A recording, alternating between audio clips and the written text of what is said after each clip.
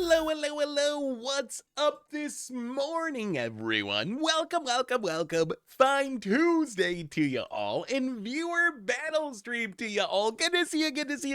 Mano VHS, yes, it is viewer battle day. Autism Gaming, how you doing today? What is up, everyone? The Tower Shell, good to see you, Tuka Buddy Galaxy. How is everyone today? Hopefully, everyone's having an amazing week, and yes, today it is time to do some more viewer battles. So we have a pretty big list today. A lot of people signed up ahead of time. Let's see where our list is here. So here is where we're at currently. So these are the people that have signed up since last time we did viewer battles. So hopefully we get through a bunch of these. We'll see who actually shows up. It was a little weird because we were gonna do viewer battles 2 weeks ago, but then we had to push it back because of spoilers. So I imagine some people who signed up aren't gonna be here. So we'll see who actually makes it here for the games. Machello and Cosmic Sands, welcome to the Fishbowl. Thank you so much for your subscription. Big subscription, thank you. So here's our list. Also, if Looney, Airdouble, Third World Jesus, Jaguar, Mano, I see you, Mano, China Duncan, Trumba, Wormbraider, X-Middle, Chaos Factor, Snout, Geomancer, you were all left over from last time. So if any of you are here and you want to play, just let me know and I will jump you on the list, because one of the rules of viewer battle streams is if you signed up for the last one but you didn't get a chance to play, you get priority for the next one. So if you were on the from last time list here and you want me to jump you up to the top of the list, let me know and I will jump you up to the top of the list. So yes, can I still play? Can it be 2 hours if possible for Brawl? Sure. Machello, what is your arena info? I can't remember, but yes, I can try to get you towards the end of the stream. Chaos Factor, are you on the oh, Chaos Factor, do you want to play today? What format do you want to play, Chaos Factor? You will probably be the first game, actually. It will probably be the first game if you want to play. I'm here, Tempzy. Hey, what's up, Tempzy? Good to see you.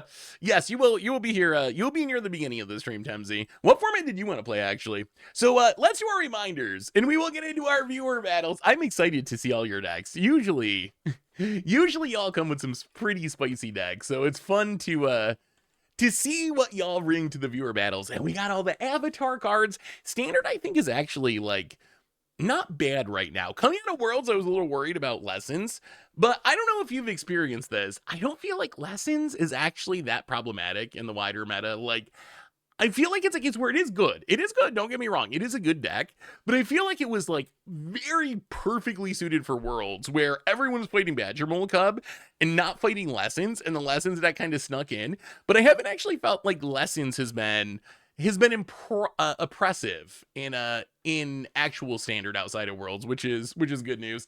I would love to jump ahead, but I've actually played against you last time, so I don't think I just had my you did play last time. Okay, oops. I don't know how you ended up on the didn't play list. So only play Pioneer and Brawl these days. I mean, a lot of people signed up for Brawl this time. Brawl is a sweet format. I don't know if you saw, they're trying to figure out how to make Brawl competitive. They just announced yesterday. They're trying to run some tests to see if they can have like a competitive Brawl format. Not sure how it's going to end up. They're going to do a bunch of like trial events. I just posted an article about this yesterday. So should competitive Brawl have like Mana Drain and Strip Mine? Do you do a big ban list like Dual Commander? But I think this starts today. Yes, they're going to have modified metagame challenges starting today through January 6th.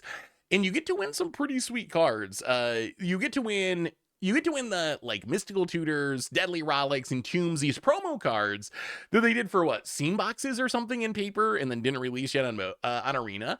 So interesting to see them embracing competitive Brawl. It's something that I feel like is a good idea. One of the things that annoys me about Brawl is just like how not competitive it can be sometimes, especially just like the concessions. So many early concessions, but it'll be interesting to see how Brawl shakes out. My standard deck that I will play has practically zero interaction, so feel free to pick a something similarly scuffed level. I tried to be pretty careful with the decks. And pick things that would be kind of fun and not oppressive. So it's stuff that's like should be kind of functional, but it's like the Saga deck, the Clue Sack deck, the Shrine deck, the Budget Air Nomad deck. So hopefully the jank level is like, I didn't want to play any like prison decks or hardcore control decks. I want to see your decks do the thing. I want to see your decks do the thing and actually be able to hopefully see some spicy stuff happen. Machello, all right, let me get you added to the list, and we're gonna get into games very shortly here because we want to get through as many as possible. Where is the viewer battle list? All right. Also, once we start playing, someone check the untapped overlay and see if the untapped overlay is working now, because I tried to fix it. I might have figured it out. We will see. Timeless, Tuka? Sure. I'm down with Timeless. I got decks for everything except Alchemy, and I could get an Alchemy deck if I had to. So anyway, let's do our reminders. Oh, first, let me see Autism's deck here. What do we got this week, Autism? You always have some sweet decks. Draw land, pass, but Gruel. Wait, what is this card? I don't even know what this card is. Death Leaper Terror Weapon. 4-mana 3/3 flash haste. Creatures you control that entered the battlefield this turn have double strike. Ooh, so kind of a haste commander. You flash things in. You flash things with, or you cast things with haste and then you double strike and you smash for a bunch of damage. Ooh, it's like a Gruel flash deck. Ooh, that is spicy. That is not actually the direction I was thinking. It's more like a defensive deck, actually. I would think of this as like an offensive commander, but I guess it's actually a pretty good defensive commander, where if you flash in a double striker, you just eat any, or you flash in, a Death Toucher. Thanks to double strike, you'll just eat anything. That's actually a pretty hilarious idea. I like it, Autism. That is a cool idea for sure. Hey, what's up, Monfreck? How are you? Good to see you. Good to see you. All right. Reminders! Replay YouTube. That you can find all the old streams, including this one in the future. Normal YouTube. Yesterday, we did some firebending student. Tomorrow, I'm super excited. I don't know if people are going to like it or not. Hopefully people like it, because I've been liking it a lot. But we're going to do some pre-moderning tomorrow for the first time. And pre-modern is so fun. Oh, man. It's been super fun so far. So make sure to check that out if you're interested in some old school Magic. And we're doing some very brutal things, of course. And a reminder that our sponsor today is Card Kingdom. If you need some magical cards, you can make cardkingdom.com/MTGGoldfish. Even get a sticker, maybe. I think I just got to cut that out because I really don't know if they still have stickers. I've been saying that for so long now. I think the stickers might have run out. But anyway, it is viewer battle time. So how does... where did the... Oh no, did I close the... Hang on, I gotta find the sheet. The list. I think I accidentally closed the list. All right, viewer battle list. So, here's how this is gonna work. Over the next 3 hours, we're gonna get through as many games as possible. We will be playing best of one of whatever format you picked. The idea is going to be one game per person, although I reserve the right. Oh, sheet. I reserve the right if someone gets mana screwed or something and just doesn't get to show off their deck at all. We might do a second game in that case, just so the person gets to show off their deck, because that's the whole idea of this. Yes, we want to win and it's going to be fun, but I really want to see the cool deck. So that's the goal of this. And we're just going to get through as many as possible, and we'll see. Can y'all beat me? Who comes out ahead? Viewers or SaffronOlive at the end of the day? Can you take me off the list? I have to leave earlier than expected. Yeah, I will bump you down to the for next time list for next time game banner in case you want to jump the line next time. So first up, Chaos Factor for Standard. Chaos Factor, are you here? Also, actually, before we jump into this game, just so I've seen Tempzy. I know Tempzy's here for Timeless. How many of the people here on this list, how many of you were here? Dabinoff, Anik is Dead, Metallic, Third World Jesus, Bren Shannon, Stanky Janky. Stanky Janky. That is actually a great Twitch name. Stanky Janky. Air Double. I don't know why that made me laugh so much. Electro Braids. Phoenix. Badger. Ninja Zyberg. Burts. Erosman. Body Knock. Vilgi. And then Bimodal Healer. Center of Change. Machello. Body Knock. Okay, I see Body Knock here. Body Knock. If you're someone who says you're here, I'm going to bump you up towards the top just so we can be there. So Seth, please put me on the regular list. Wait, Mano, didn't you just tell me? Wait, where's Mano? Where's Mano VHS? I know you're here somewhere, Mano. It's Tanky Janky's world. We're just living in it. Bio healer. Bimodal healer is here. Okay, you get to go up there. Machello is here, of course. You get to go up there. VG is here. All right, VG. Yeah. Wait, I feel like I missed one. Jay Cullen, I will add you to the list. The list is relatively long, so we'll see. We'll get through as many as possible. The good news is if you don't get to play this time, you'll still be on the list for next time, which is good. Is there a set stream next week? Well, we can see Santa's death. I mean, there will be a stream next week. There might not be a stream the week after. I'm planning on kind of chilling out. So at Goldfish, one thing we try to do is do all of our like group stuff ahead of time so people can kind of take off the week from Christmas to New Year's, almost like WotC. WotC always shuts down over the holiday season, so there'll still be content going up because we do stuff ahead of time, but might not be a stream in 2 weeks, the week between Christmas and New Year's, which would be what would the date of that be? The 30th. There might not be a stream on the 30th that week because I'm planning on kind of being somewhat off that week between Christmas and New Year's.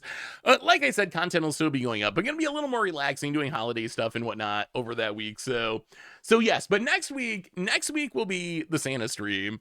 We'll do some giveaways and just have fun, celebrate the holidays together. He says I have an additional mispronunciation. I just managed to mispronunciation. I don't even know what I said there. Seth, I have an additional mispronunciation this week. Lime from the loaf.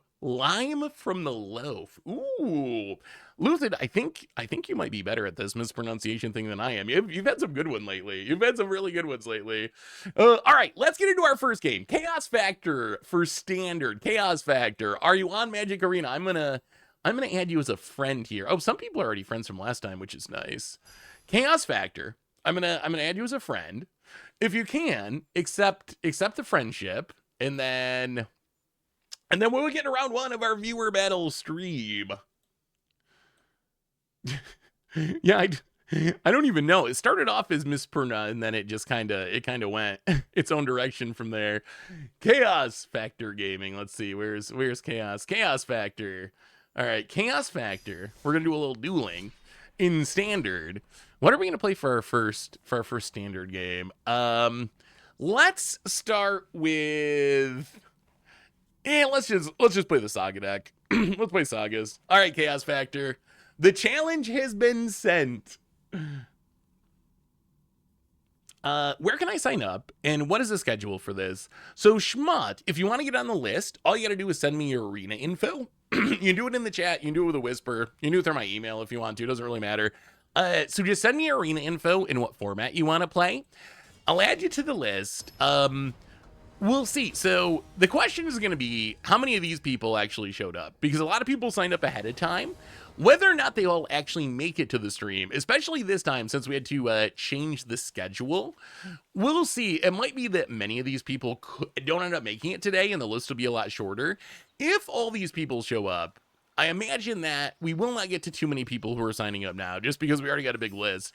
If a lot of these people don't show up, then hey, what's up, Thornblood? Hello. Then it's gonna be a little easier. I think we keep this. We're gonna hit a land, right? We're gonna hit a land. Yeah, I mean, the other good news is I'm trying to do this more frequently. Before it was like once every 6 months. Now I'm shooting for once every like set release ish, which means pretty close to like every other month next year. So we should do more viewer battle streams. The other thing that I mentioned for like Mike with Mike, if you get signed up and you don't get to play today, you get to jump the line next time, which is, oh, I got you on there, Gadball. So you still get some benefit out of signing up, which is you get the option to jump the line next viewer battle stream. So how's everyone's week been? I won't be able to play today, but I couldn't get the time off, but feel free to give this Saltai Doppelgang deck in Pioneer ago. Ooh, I don't think anyone signed up for Pioneer today. I think we literally have 0. What is this? Is that a Muruganda Raceway? What are we It's a lot of starting towns. What are we doing over here? So we have Chartic Horse, Mockingbird, what are you doing, Chaos Factor? All right, we're just gonna, oh, this hurts. Ouch. We're just gonna pen this Overlord. Get it everywhere. Pass the turn. Muruganda Wasteway. We're trying to build an ancient tomb in standard. Mischievous Mystic. It's supposed to warm up here in a couple of days. We're not there yet. Well, let's play this Legend of Roku. Exile some cards. Well, we hit our land drops. That's good. So play a land, unimp end, pass the turn. How do you sign up for this? So if you'd like to get on the list, all you need to do is send me your arena info, which is your username with the hashtag behind it. If you go to your the homepage, it's under your profile settings. Send me that, and also let me know what format you want to play ideally. You can do it in the chat if you want to. Even better, just send me a whisper on Twitch, because it won't get buried like chat does, and I will get you added to the list. So, wow, wait, wait, Venwix. Okay, this deck, our opponent's deck is sweet. I don't know what it's doing, but it's sweet. So we're gonna add a green mana. This Legend of Yang Chen is horrible removal at the moment. We're at 13. We're kind of dying. How do we not kind of die to this? I guess we can. Oh, Esper Origins to gain 2. Mill a couple lands. Actually, do we want a land? We probably don't need the lands, right? Let's mill a couple lands. See what Esper Origins can see. We are going to get a Roku next turn. We get a Plains. We'll play the Mountain. Yeah, I mean, I guess we just summon Fenrir. Keep on ramping. See if Roku can save us. Get a land past the turn. Oh, chat, I got a question for you. Yeah, our opponent's deck is sweet. Mono blue, Venwix, max speed. So, chat, tell me if this is true. Tell me if this is true. Oh, did you read the Lord Eclipse story like you promised? I read the headline of one of the episodes, the title. Oh, I forgot I promised that. Oh, okay. Next week, Galaxy. Next week. I will add it. Hang on. I will add it to this list. Okay, hang on. Read Lorwyn story you promised. All right. Remind me next week, Galaxy. My apologies. Ooh, Think Twice. Like it's 2013.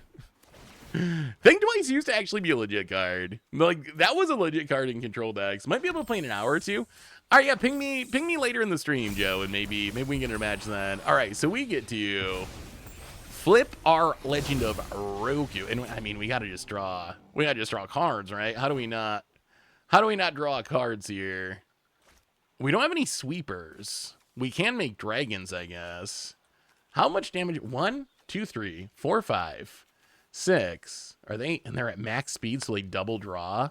This is insane. 1, 2, 3, 4, 5, 6, 7, 8, 9. We are actually in danger of just straight up dying. It's very, very, very close to us just straight up dying here. So we can kill something, which I guess is... So I guess we kill a Mystic to save a couple damage. This deck is like accidentally played around Legend of Yang Chen by just not playing anything that costs enough mana for it to kill. So we can Roku to draw cards, but we're just going to draw more sagas. Maybe we just got to make a firebending dragon to have a... Yeah, I mean... Yeah, I think this is all we can do. We're going to make a firebending dragon just so we have a flying blocker. And then chip in with our dorks. About it. Gonna block the summon Fenrir. Gonna block the summon Esper Maud. Oh, that's a lot of cards in hand, though. Unimpend the Overlord. Okay, I mean, next turn we get the Trample. Homunculus Horde. Homunculus Horde. Oh, no! It is... Oh, no, though. Opponent. Oh, you might have... You might have needed to hit the Summer Esper mod in. Maybe. Think twice. Wow, that actually, the synergy here is actually super cool. Like, double drawing with Venwix means that any card draw effect triggers all the double draw stuff. That's so sweet. That is such a sweet synergy. Well, I mean, we're just going to draw cards. Draw as many cards as possible.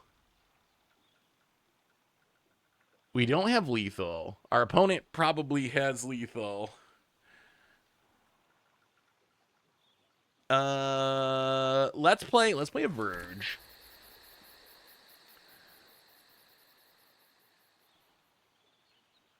I mean, do we even attack? So we need it for 17 if there's no blocks. And then we're going to 2, 4, 5, 6, 7, 8, 9, 10, 11. Exactly die in the backswing. Here's what we do. We swing out. We swing out. We make it everywhere. We have to trust that this Esper Origins will keep us alive. Next week, Seth reads all the Lorwyn stories in the same. I mean, we could. Are the stories interesting enough to read together? Like, is it actually that good? We've never done that before. Oh, opponent, we have. Oh, they're killing the Roku. I see. Drops to 6. Well, I mean, yeah.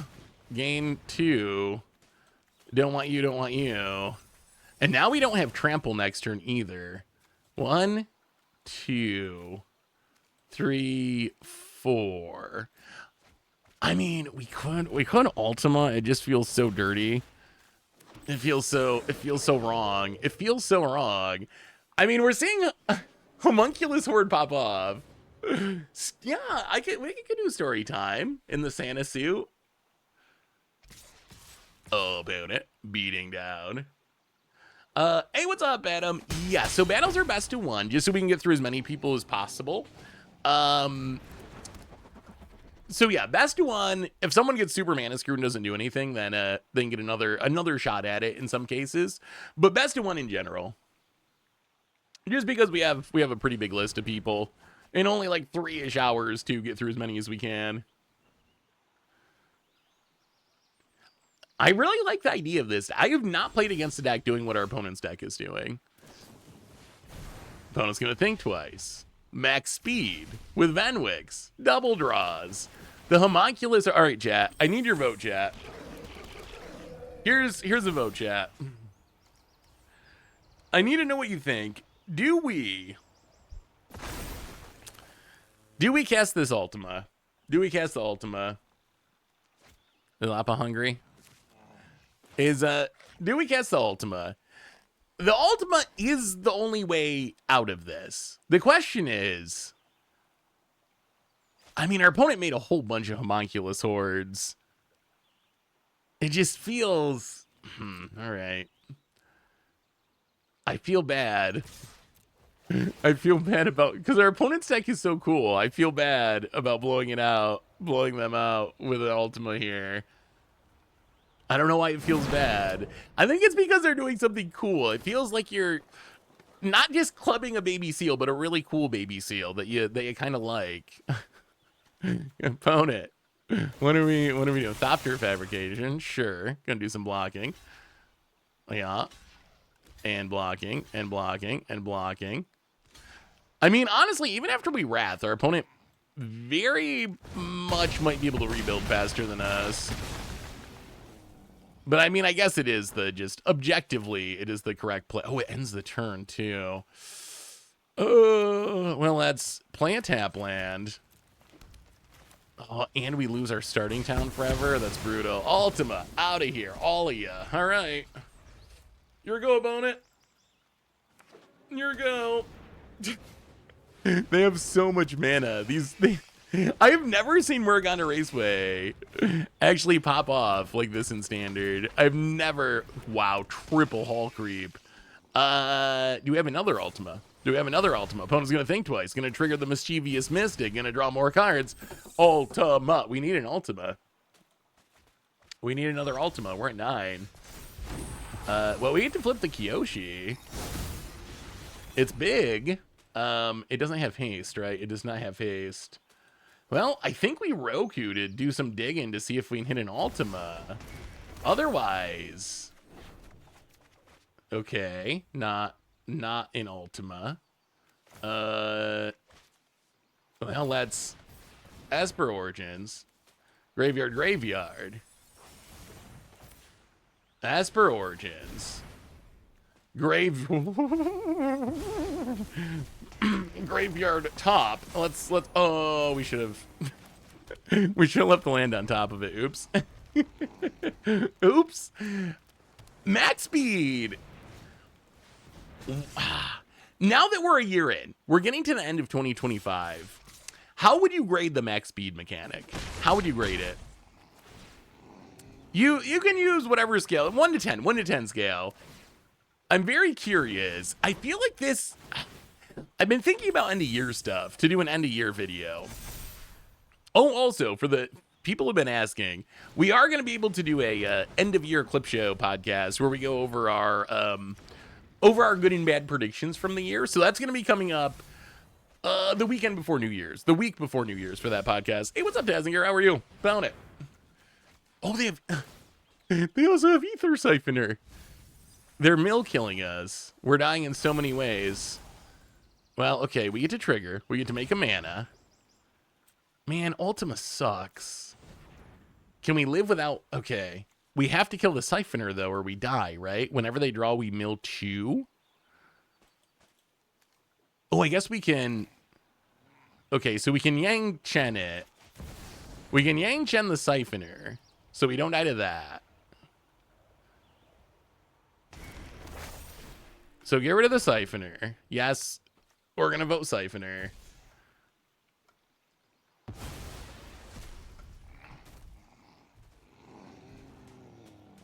Can we survive? Can we survive without Ultima-ing? Maybe?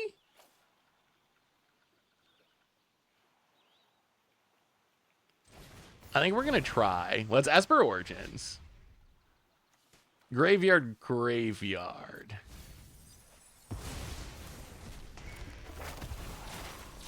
Top card is Shared Roots. Well, Esper Origins. So we're up to 12. We're up to 14. Do not want these Shared Roots. We're down to 7 cards in our library. We're losing in a bunch of different ways. This game is going to end in one way or another pretty soon here. We draw a Verge.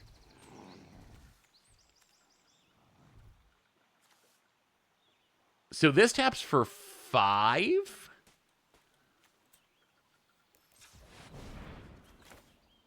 Legend of Roku.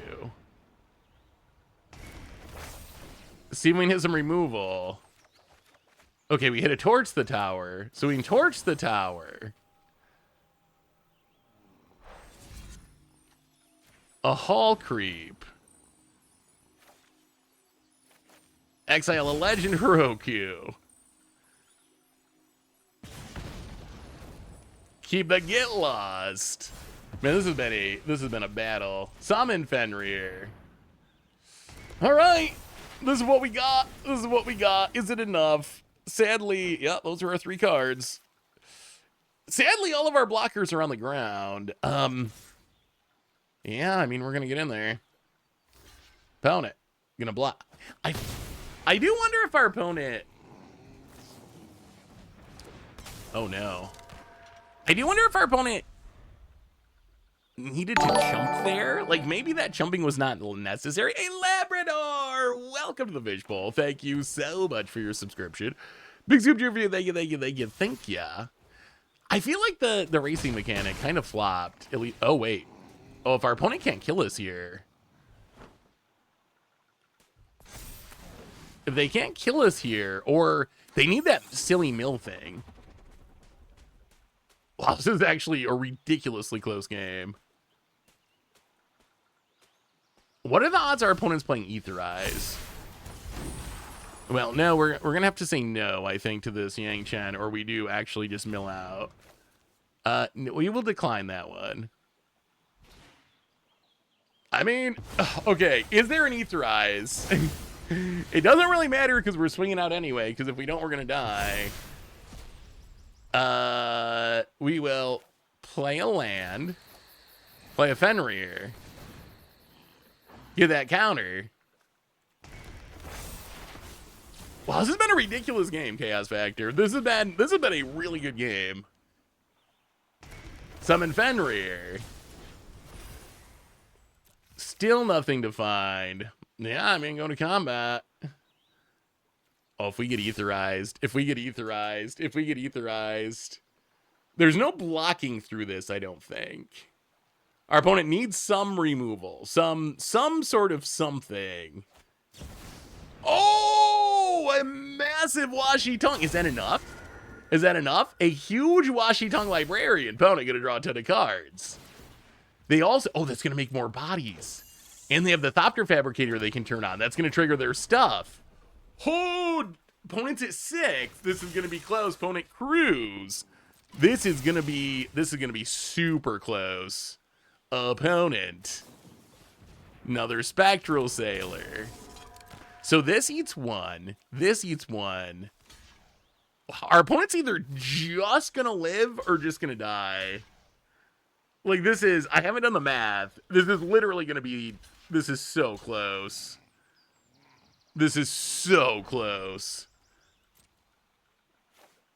Yeah. Opponent goes to, oh my god, they died. Huh? Oh, what a game. Chaos Factor. It was Xaxes. That was a ridiculous game. I gotta say, Chaos Factor, I love that deck. Yeah, that is cards. You made cards that are really cool, that I have never seen work before in Standard, actually work. And you got to get to max speed and double draw with Venwix. Like, that was so sweet. Well, technically it goes on the scoreboard as a win for me, but that game could have went either way. That was a really, really, really good game. And a really cool deck. Well done. Chaos Factor. That was so good. That's one of my favorite viewer battle games we've had in a minute, honestly. Oh, that was so good. All right, next up, we have Tempzy. Tempzy, are we doing standard or timeless, Tempzy? I think you said standard at first and then timeless. Also, are we still friends? Yeah, it was a super cool deck. I mean, there's Tempzy. That's what I love about viewer battles. That's what I love. Yeah, you almost had me dead in 2 ways. I had 2 cards left in my library, and then I had 2 cards left in the library, and you were like 1 attack away from killing me. So close. How many of the mill artifacts were you playing? That was what I was most afraid of. If you what do we have for timeless here? Let's go Timeless Soul Sisters.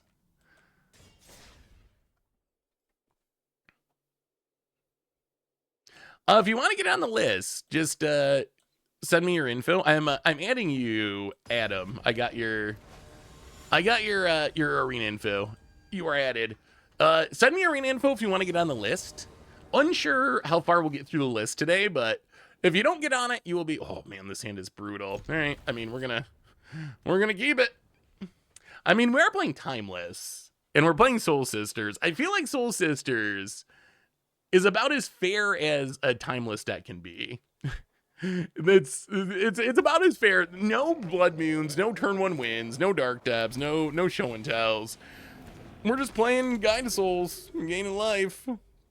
I actually don't remember I built this deck so long ago. This is a deck I built like a year ago, and we played it for a video. I think it's a Sorin deck, so it was right after MH3, and I haven't updated it, so probably. Mano, I think are you not on the list? Yeah, Mano, I got you. Oh, Mano, actually, okay, yeah, I got you on the list. So, Mano, you were the one who you said you did play last time, right? So you're not jumping to the top of the list, but you want to be on it. All right, I got you, Mano. You were on the list, but not at the top of the list. You were in the proper position. Abriel Grazer, eh? Well, I mean, let's do what we came here to do. Voice of the Blessed, gain a life, grow the Pride Mate. This is timeless for new arena players. Is it too late to join the list? No, you can join the list whenever. No guarantees we get through the whole thing, so if you're joining now, you might or might not get to play today, but you should still join because next time if you don't get to play, you get to jump the list. Castle Garrett, the Sosa's got to be like Primeval Titan shenanigans. Solitude's probably good. Well, let's play a Polluted Delta. Crack a Polluted Delta. Snag us a Godless Shrine. Untapped. Guide of Souls. Gain a life. Gain a life. Voice of the Blessed. Ouch. Gain some life. How do you join the list? Subscribers. You don't gotta be a subscriber. Although, actually, maybe we should do a subscriber one sometime to reward people who've subscribed. It's always just been open. All you gotta do is send me your arena info. Send me your arena info, and I'll add you to the list. Yeah, I guess we just guide us those. This is actually kind of a fast start. Well, let's... Oh, I'm sorry, Tempzy. The double Voice of the Blessed start's kind of brutal. Can I just sign up for next time? Yes. Yes. So you can just send me a whisper here on Twitch if you want to, like a private message. You can also just do it right in the chat if you want to, if that's too complicated. You can also email it to me if you'd like to. SaffronOlive, MTGGoldfish.com. So however you want to get it to me. But I would say whisper here on Twitch is the easiest for me right now. It looks like a Titan list to me.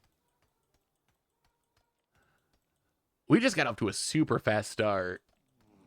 I was thinking this would be like a slower deck that would give the opponent a chance to do things, but Drive to the Ilsinger. Oh, this has got to be, it's a Valakut deck. It's got to be a Valakut deck. It's got to be Valakut. It's got to be like Valakut Shapeshift. Yeah, I guess we sack this Silent Clearing.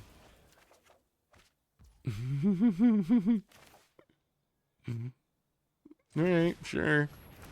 So, Soul Warden. Trigger our stuff. Does this mean we win? Oh my god, we just win. Oh, Tempzy, I'm sorry, Tempzy. I'm sorry. I'm sorry. Soul Sisters OP. Tempzy. That one went quick. I apologize. Oh, I asked chat, Chaos Factor. I asked chat if I should cast it because I kind of just wanted to reward the homunculus thing. Let's try that one more, Tempzy. That draw was a little faster than I was expecting. Are you a Scapeshift deck here? Let's do one more. Let's do one more. Cuz that one was you didn't really get a chance to do anything.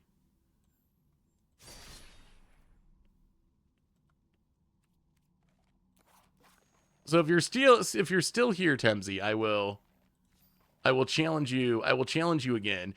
And then next up,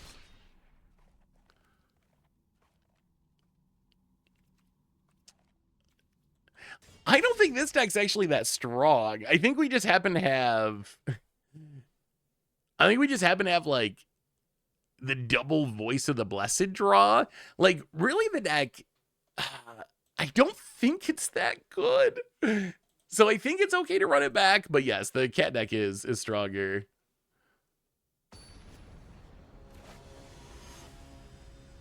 I mean, I am still gonna count it as a win. It's still gotta count. All right. This hand is gonna be a lot less explosive. The actual goal of this deck, I don't know if you remember, this one's from a long time ago, is to do the like Revival Revenge Sorin thing, where you can like flip Sorin and then one shot with a Revival Revenge. But yes, I haven't messed around with Valakut too much yet. I feel like Valakut, I was thinking about building Timeless Valakut, and then the more I thought about it, the more I realized that maybe Historic is the right format for Valakut. There's not as many strip mines. Oh, chat, is Is Untapped working? Can you hover cards now? I actually spent some time trying to make Untapped work. So I'm hoping that the overlay is working now, but I'm not sure. So if someone wants to test it, let me know if it actually, if you can hover a card and see it, let me know. Well,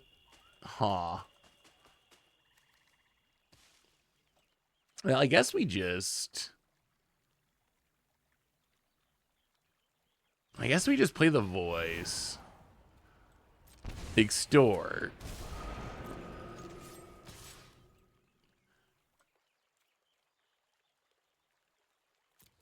Get in with Storm. How does it? Okay. At the beginning of your post-combat main phase, if you gain 3 or more life.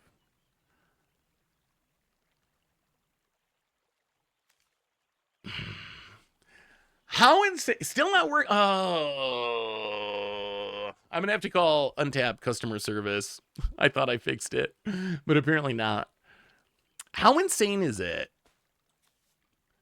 to pitch the Guide of Souls to the Solitude to exile the voice so we gain enough life that we flip the Sorin?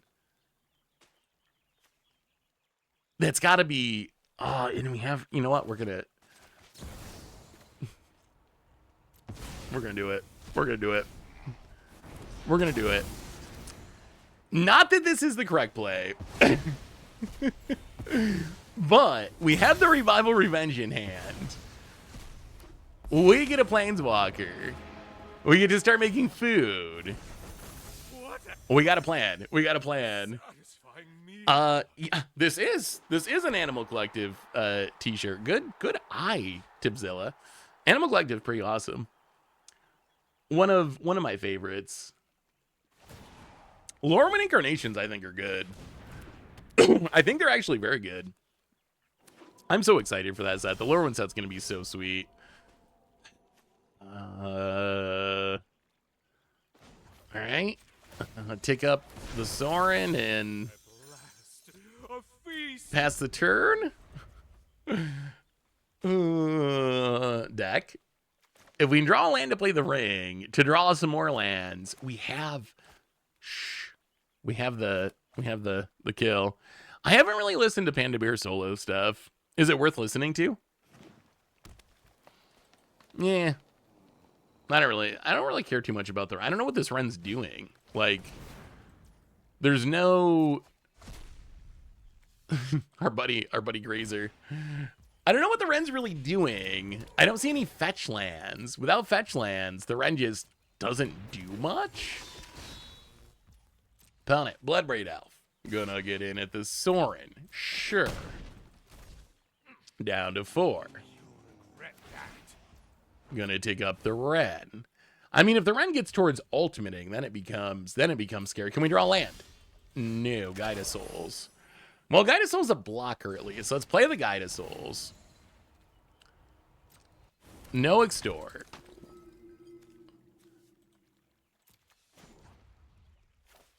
Take up... Actually, maybe this makes more sense. We gain life, tick down, kill the Bloodbraid. Oh, there's also Arena Glory. We might be about to get got by a hasty Primeval Titan. Yes. Splunking does make Earthbend lands come into play untapped. I mean, I like out there stuff. The only thing I've listened to, the only thing I've listened to by Animal Collective that I didn't really like that much. They did this album that was like, I think it was about the Baltimore Zoo or something, and it was just all instrumental. I might be like misremembering the details of it, but that was the one album that I listened to. I was like, okay, this is not exactly. It was fine. It was just not what I was expecting out of not what I was expecting out of a Animal Collective album. Did you like the album, Tipzilla? That's the one album I was pretty mid on from Animal Collective. All the rest of it I love. Was my current favorite musical genre. I mean, I think overall I would still say like indie rock probably, although I feel like that doesn't do service to my actual taste very well. Lately, over the last couple of years, I've really gotten into a lot of like alt folk and bluegrass and like crust punk. That's been my latest trend. That kind of stuff. That's something I didn't used to listen to. My musical changes definitely evolved over the years. Well, we gotta land. Oh, we can't protect the Sorin though, which is unfortunate. Yeah, this game's definitely way different than game 1. And let's Godless Shrine untapped. Play a ring. Get a little protection. Unfortunately, we cannot extort. We can make a food token. Man, the combos, we're going to lose the combo potential, though. We need to find the land for the ring earlier so we could get to this Revenge Revival before the Sorin dies, but I think it's going to be too late. Have you heard of the song Lobster Bomb? Or have you heard of Lobster Bomb? I like their song Overstimulated. I have not heard of Lobster Bomb. I'll have to check them out, Joe. Here was the other one I was considering playing over Mono Blue. Ooh. Rooms? Yes. Oh, Titania. That's spicy. I still feel like Rooms are kind of good. The one time we played Rooms, they were actually pretty good.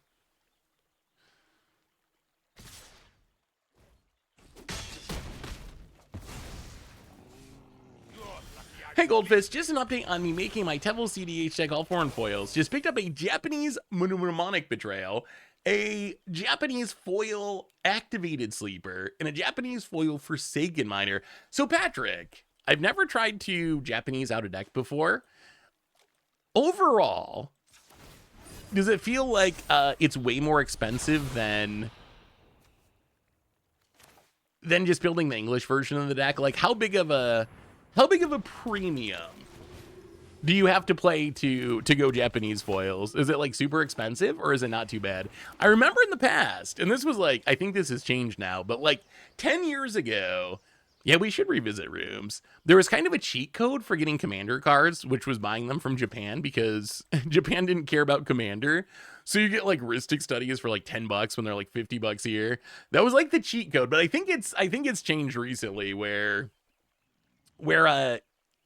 Japan has kind of taken up Commander more, and Commander cards still a little bit cheaper, but they're not what they used. They used to be so cheap. It was so easy. If you have sent me like Sir Smiles, for example, and also Jekyll Hyde, and also Jesus Plays Selesnya, which is also a very good Twitch name. Man, we've had some banger Twitch names today. Stanky Jank, Jesus Plays Selesnya. Oh, so good. But if you've sent me a thing recently, you've been added to the list. Found it.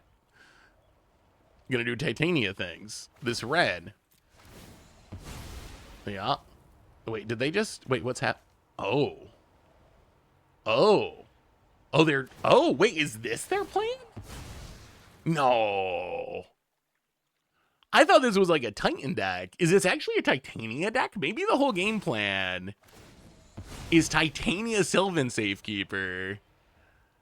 I mean, this is going to be a lot of 3/5s. Thankfully... Wait, are we actually just dead? They don't have haste. We can gain 3 life. We're going to take 2 from the ring. All right. There are no lands. Oh, and we get to gain Soul Warden. Soul Warden gonna keep us alive. Come on, Soul Warden, you can do it, buddy. Yes. Gain a life. Yes. Soul Warden's actually so good. It's all right. Well, that's a bunch of 5/3s. I think we can survive. Oh, but they can take down the Ren. Shh. Don't tell Tempzy. Okay, they did not take down the Ren. Opponent, combat, opponent, gonna attack with everything. Well, we're gonna do a wee bit of blocking. Opponent, smacking us. Well, we will block and also block. And crack this. We might still be dead. We go to 33, but we take 25. Oh, we go to 3. Okay, we're not all the way dead. We're not all the way dead. The Ren can hit us to 2, but if we have to, we can crack a food. Okay, gonna get back to land. The problem is I don't think we have a Wrath in this deck, so I don't know how we realistically deal with this. So we drop to 1. We draw an Ocelot Pride. Well, we crack the ring. Okay, there's Sorin. Okay, how can we do this? How can we do this? So we have to play a ring or we die. So we play a ring to get protection. The One Ring's so busted. This card's so ridiculous.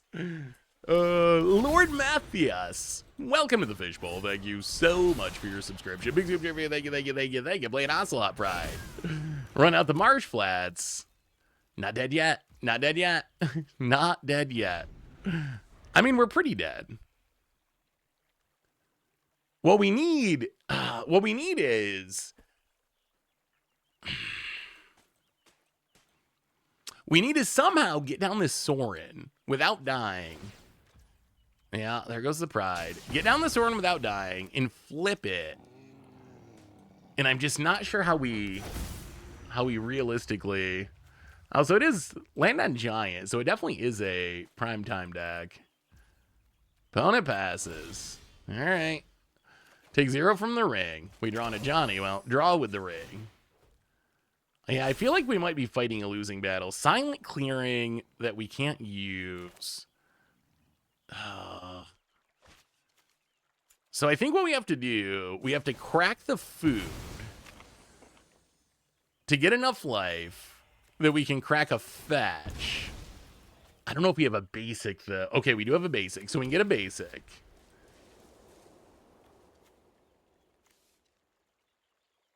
Yeah, doubling 3 is not, it's not that exciting, is it?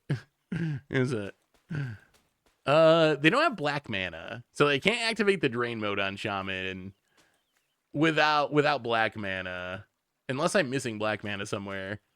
And then we play a Marsh Flats,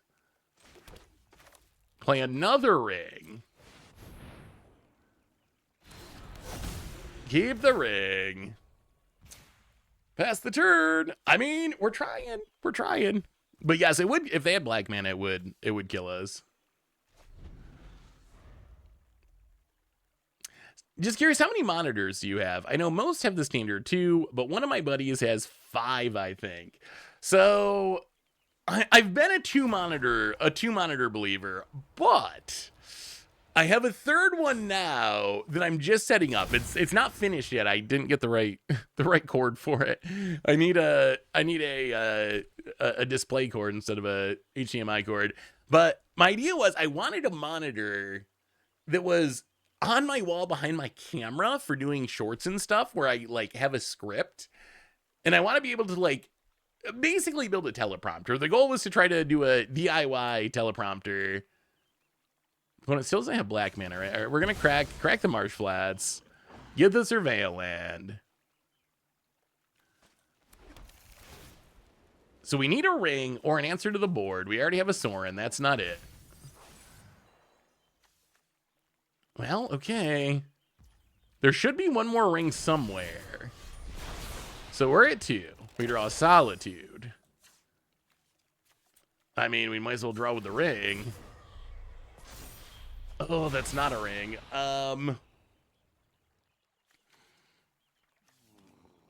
Man, we almost got back into this.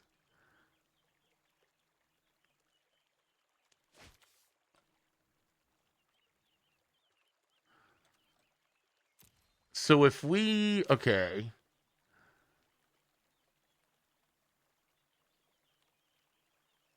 If we play Sorin. So we play Sorin. I don't think this works, but we're going to try. I don't think it makes enough. So we can play Sorin. We can play a Johnny. Extort to gain life. Make a cat. And then I think we give up on this Revenge Revival Get back an Ocelot Pride. Sadly, no extort this time. Play the land, pass the turn. So at the end of the turn, we should get 2 Pride tokens and another Cat Warrior. I don't think that's enough though, right? 6, 7, 8. They just have too many bodies. If we had a white card for the Solitude, maybe. Elemental T. Elemental T. Okay. I was not expecting Elemental T, Jigs. Email the info. I should be available in about 30-45 minutes for my hour lunch break. Oh, sweet. Thank you. Thank you, Joe. I will get it. So wait. We choose the 2 to put in the graveyard. I mean, I guess it doesn't matter much because of Ren, so I can just get it back anyway. All right, sure, opponent. You can have your Surveillant, you have their Wooded Foils. Are we just literally dead? 1, 2, 3, 4, 10. 1, 2, 3, 4, 5, 6, 7. So I think we are. Ah, man, the Solitude actually is the difference, isn't it? If we could pitch the Solitude. So I think the Pride token's gonna be not quite enough. 1, 2, 3, 4, 5, 6, 7.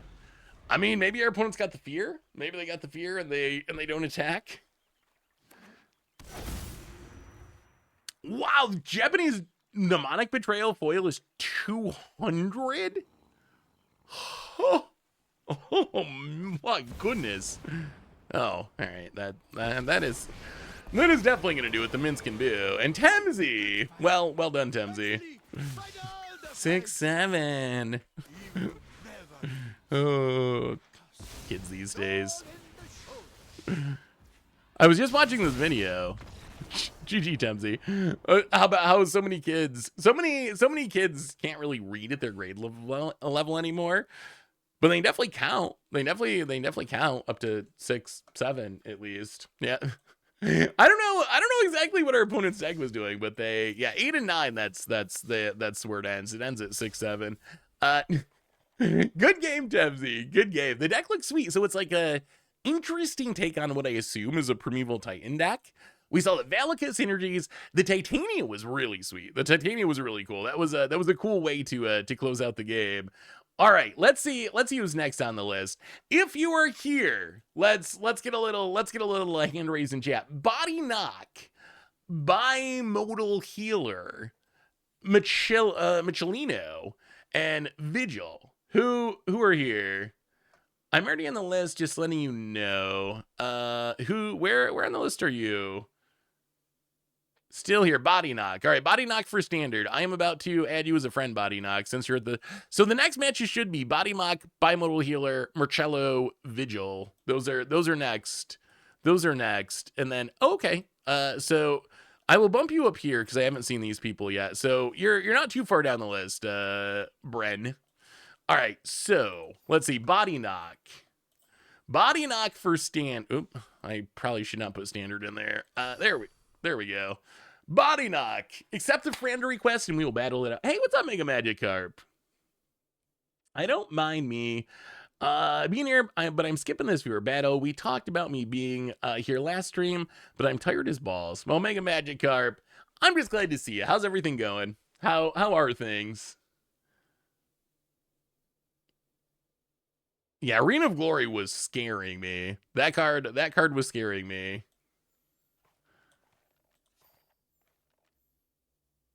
Let's see. I also worry that how many friends do I have?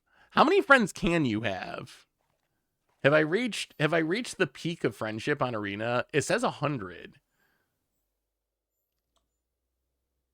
Am I gonna? How do I delete friends? How do I delete people that I? Is it possible? Do they not let you? Do they not let you delete friends on here? There's got to be a way. Oh no. Have I broken friends? I think it might be that I have too many friends.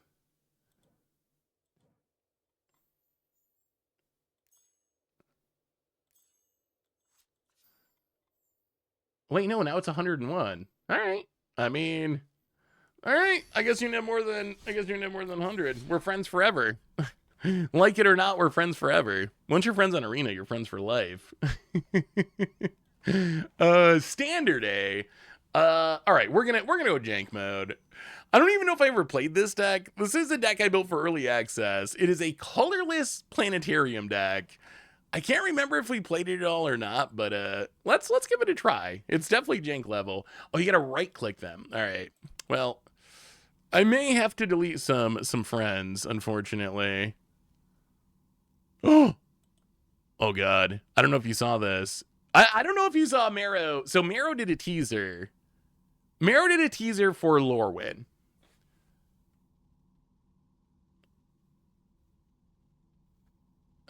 Wait, is this working? Hang on, let me try to challenge one more time. All right, challenge should be set, Body Knock. So I don't know if you saw Marrow's teaser for Lorwyn Eclipsed.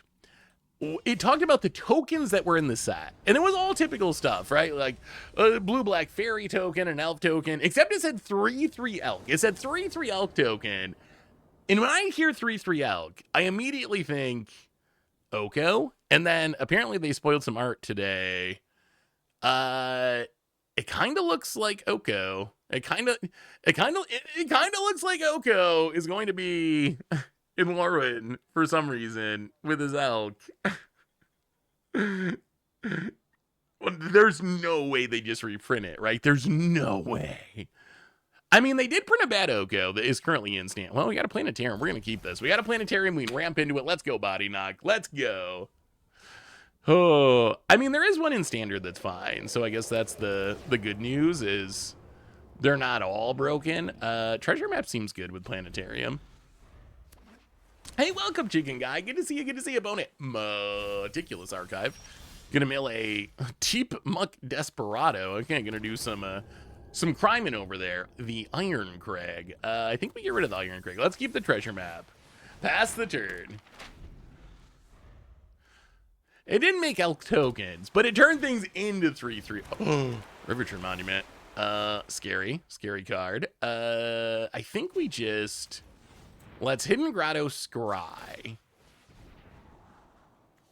Put Ugin to the bottom for now. Arid Archway. Pick up the Hidden Grotto. Look at all this scrying synergy. What is... Oh, it could be a Hope deck. That actually makes sense. Oh, I gotta update the record, I think. What is your hype level for Lorwyn, chat?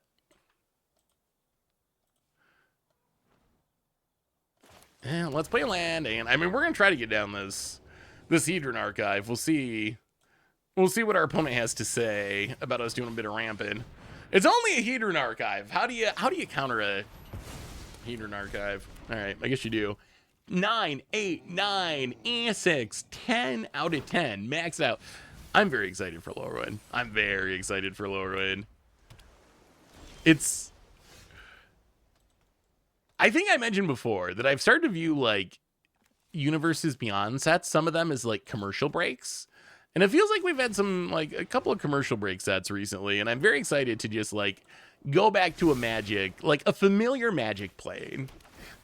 That's not a knock on all Universes Beyond, because Universes Beyond is also... This has been the weirdest year in Magic. It's been so weird. Because Universes Beyond has also given us, I think, two sets that I would say are my favorites of the year. If I was going to rank... How would you rank the sets? Oh, no, another monument. How would you rank the sets of this year? How would you rank the sets? Well, let's play a Hidden Grotto. I really want to get down this planetarium, but I feel like we're going to get countered. Oh, and they're going to mill it. Okay, let's do it this way. Let's play a Maze Mind's Tome. And then pass the turn. Oh, it's been a great year for content. Edge of Eternity is so good. Do you mostly like Avatar for its power level? I mean, it also made me a believer in the IP. Like, it's so weird. Like, because of the set, I watched Avatar, and I actually really enjoyed Avatar, and I experienced something I never experienced before because I am clueless when it comes to pop culture stuff. But that was the first time that I saw like the other IP in Magic being like an actual upside. So now when I do like an Avatar draft, the fact that I like know the characters or the moments from the show, it actually like adds to it and makes it better for me. And I've never had that before. This is the first time I've ever had that experience. Yeah, that's what I was gonna say about this year is like I feel like this year gave us literally some of the worst sets. Maybe all time is a little bit harsh, but worst sets of recent years at least. It's given us some of the worst sets, but it also gave us some of the best sets.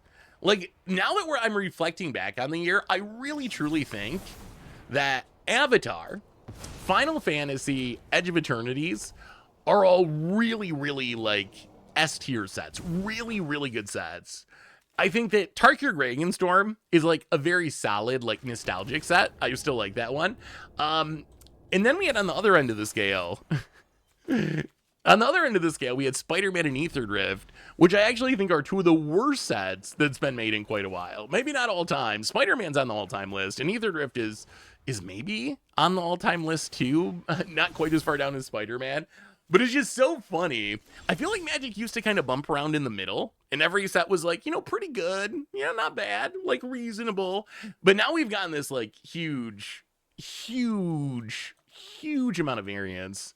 Can I get the deck list for this deck? It looks spicy. Have to ask Body Knock. Once they come back in the chat, I'm sure if they got the deck list around, will share it.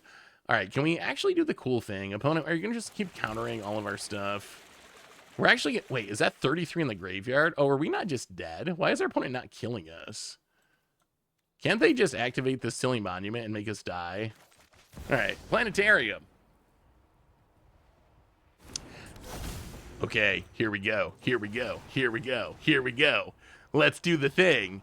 Okay, not you. Bottom. Spin it to win it. Planetarium. Eden. It's an Eden. All right. Well, I think we're actually... Aren't we literally dead right now? I think we are quite literally just dead to our opponent activating. Yeah, there it is. Activating the monument. Oh, wait. Oh, they have to activate... Okay, they got to activate the second one during their turn. They didn't have the mana. Okay. Now I think we're actually dead. Yep. GG, Body Knock. GG. That list looks sweet. That was a sweet-looking mill deck. I like it. You know what? We'll go out on our own terms. Maze Mind's Tome. Make us die. I forgot the Oko coming back actually makes a lot of sense. Hey, good game. Good game, Body Knock. Good game. Oko coming back makes a lot of sense. Yeah, deck looked fun. Because we're still following Kellen around the multiverse. I forgot that we're kind of still following Kellen around. So Oko popping up actually makes sense. Bimodal Healer. What format are you thinking about playing today, Bimodal? I'm about to add you as a friend here, Bimodal Healer. And I'm gonna do one without the space here. All right, Bimodal Healer. Friend request has been set, and I'm sorry, random people. It's not personal. My friends list is just getting too long for this stream. Get rid of you.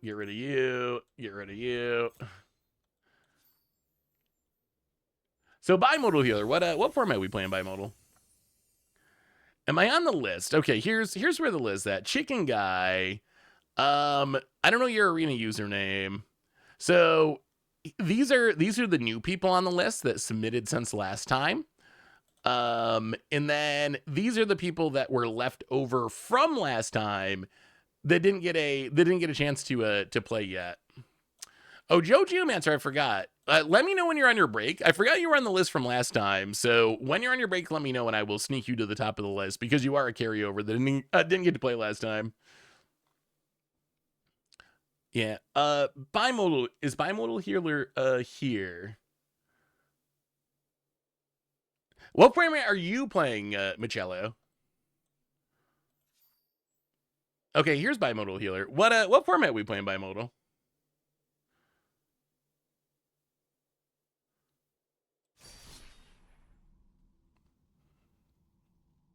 So, Brawl for Machello.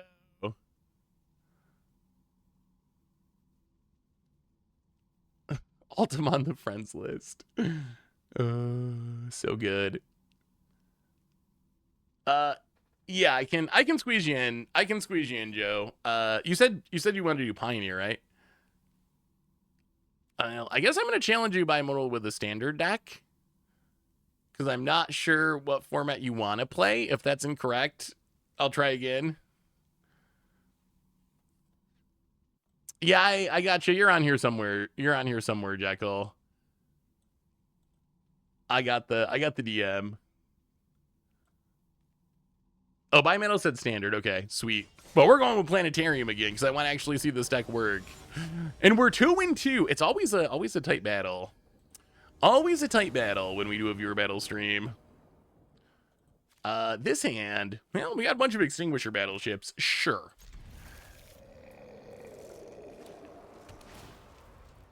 Oh, opponent. Ooh, wait, are we getting doppelganged? We might be getting doppelganged. Well, that's Hidden Grotto.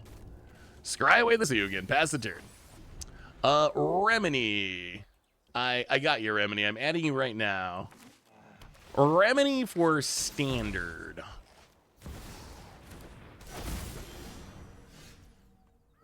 Llanowar Elves. Llanowar Elves. That is unfortunate. This deck does not have early game removal. Chicken guy. Oh, you're on the list of people that can make it. What is your username, chicken guy?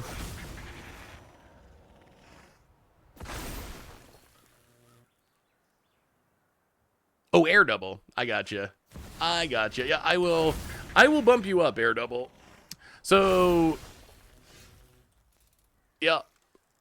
You were bumped up towards the top of the list as the rules state. Well, we're gonna play another Hidden Grotto. That is a lot of Badger Mole Cubs.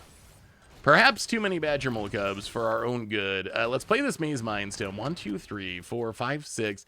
I mean, if we can live long enough to get down an Extinguisher battleship, maybe. If you play a Boroid, I swear to God, Bimodal. I swears to God. Okay, Splunking. That's good. About it. Yeah, I found that was my bad, chicken guy. I found it on there.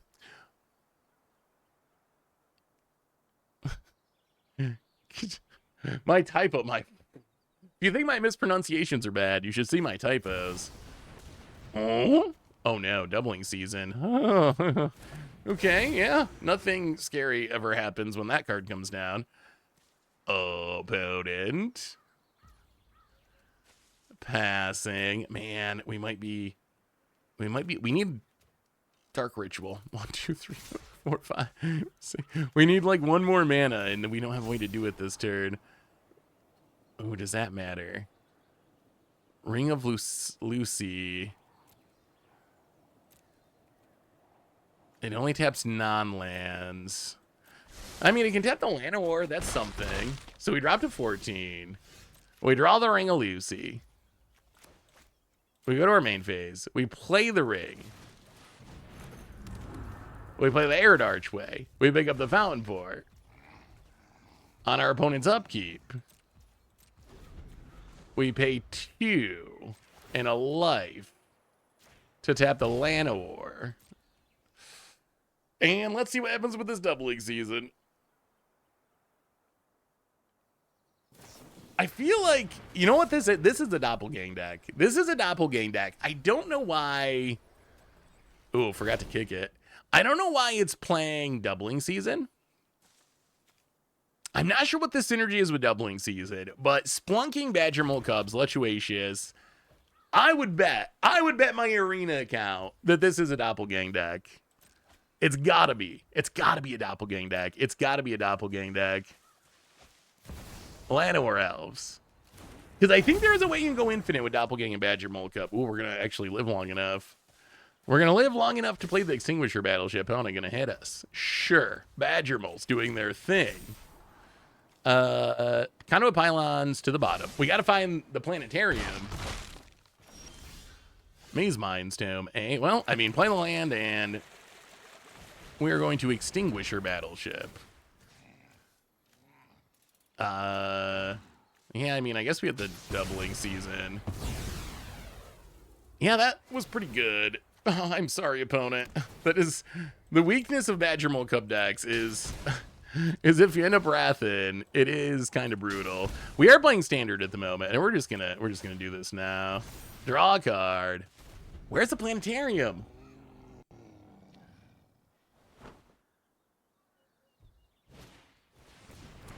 All right, Joe. Joe, you're gonna be the next match. You're the next game. We'll get it in on your lunch break. Dunrath, eh? Well, okay, let's draw a card. I just want to find the silly planetarium.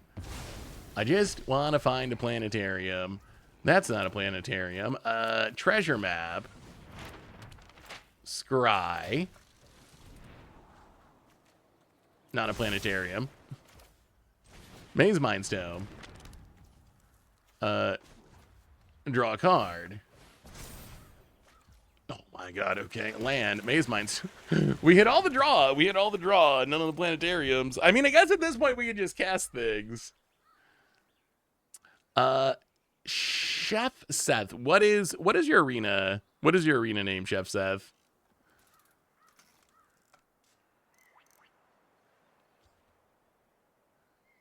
Hey, thanks for swinging by, Tuka. Have a good day. Good to see you. Good to see you. They should definitely not have Commander Ninjutsu. That mechanic's ridiculous. Oh boy. Oh, Nature's Rhythm for 1. Wait, this is cast, right? All right. Drunith. It's probably Drunith. I guess that's probably how you're supposed to say it. Drunith. Drunith's gonna beat us down. Well, okay, let's scry. We gotta find a planetarium eventually. Like, eventually we have to find one. Let's scry. Our deck is just all scries and surveils. Fomori Vault. Okay, Fomori Vault should be able to find one, right? That should be able to find one. So go to our main phase. Play the Vault. Vault. Discard a Conduit Pylons. Seriously. Seriously? Let's take this Eden. And we will pass the turn. Do some more scrying and drawing. Chef Seth. Let me... Oh, your arena name is also Chef Seth. I see. Yes. I don't know where you are, but I have you on a list. You're in the group that signed up ahead of time, but it was a big list this time, so it's still a decent ways away. But that's dependent on how many people are here. So I'm not sure how many people that signed up ahead of time actually are here. A handful are, but I think a decent chunk are not. Ooh, Ice Still. All right, well, let's Maze Mines Tomb, draw a card. Hey, morning, Trainer Blue. How are you? Okay, Summon Bahamut. Good card. Not a planetarium. I swear to God we put planetariums in this deck. I swear we did. All right, let's flip a treasure map. Summon Bahamut. Fomori Vault. 9 artifacts. Discard this archway. There we go. We did it. Planetarium. This is what we've been trying to do. And now, look at this. Maze Mine Tome. Scry. Ho, ho, ho, ho, ho.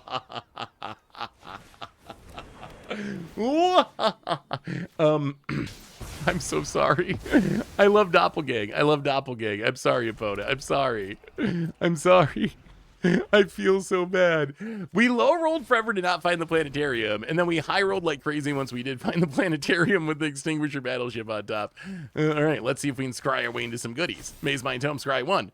Ring of Lucy. We already have one of you. You're legendary. To the bottom. Okay. That's fine. Keep a new one. Do it again. Scry 2. Wait a minute. There. Well, we found all the planetariums. Planetarium, keep a new one, Scry too. They were all in a pile. They were all in a pile. Bottom. Something big. Something big that can win us this game. Okay, treasure map. That's fine. That's fine. Well, we will untap. Conduit pylons. Surveil 1. Waste to the graveyard. Come on, deck. Come on, deck.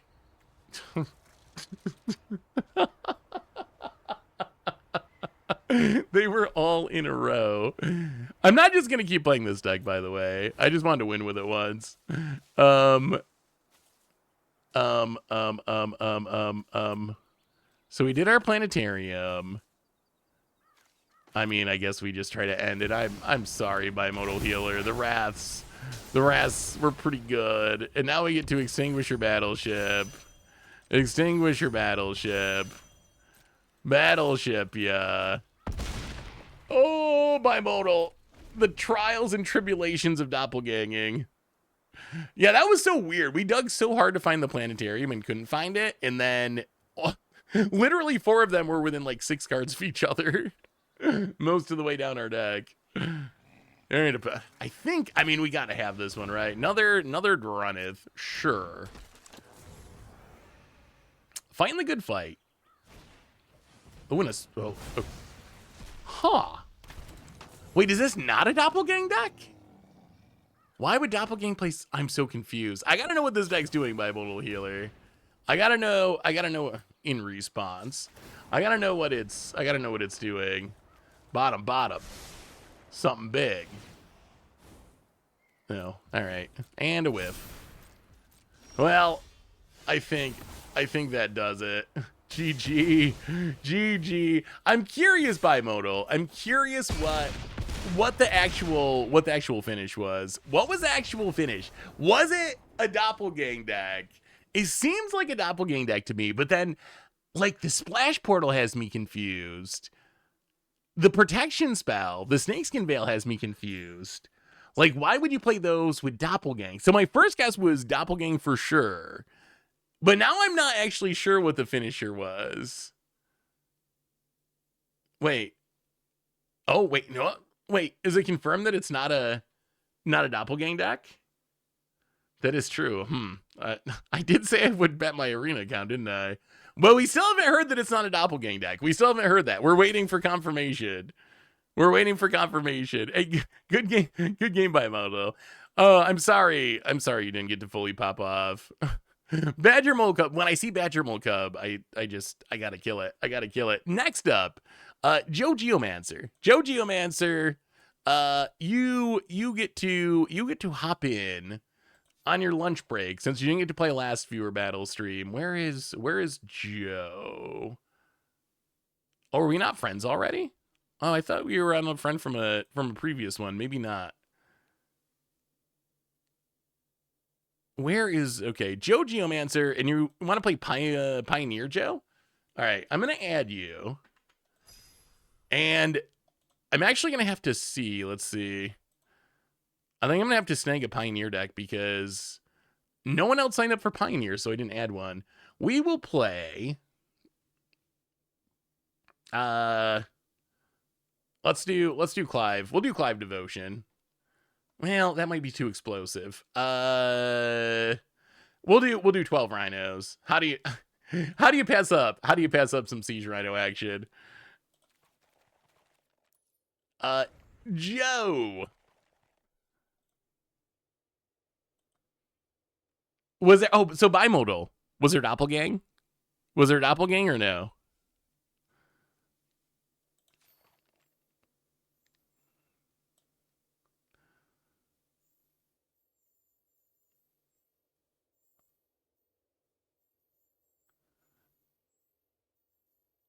I believe, did I not send a friend request to Joe? Oh God. Okay, that's a deck list. Oh, okay. Okay, so I don't have to give away my arena account. Thank goodness. I told the chat I would bet my arena account that oh, you had the doppelgang in hand, but you waited another turn to try to max it? Oh, I know that pain. It's so tempting, right? When it comes to doppelgang, you want to do the most explosive thing possible.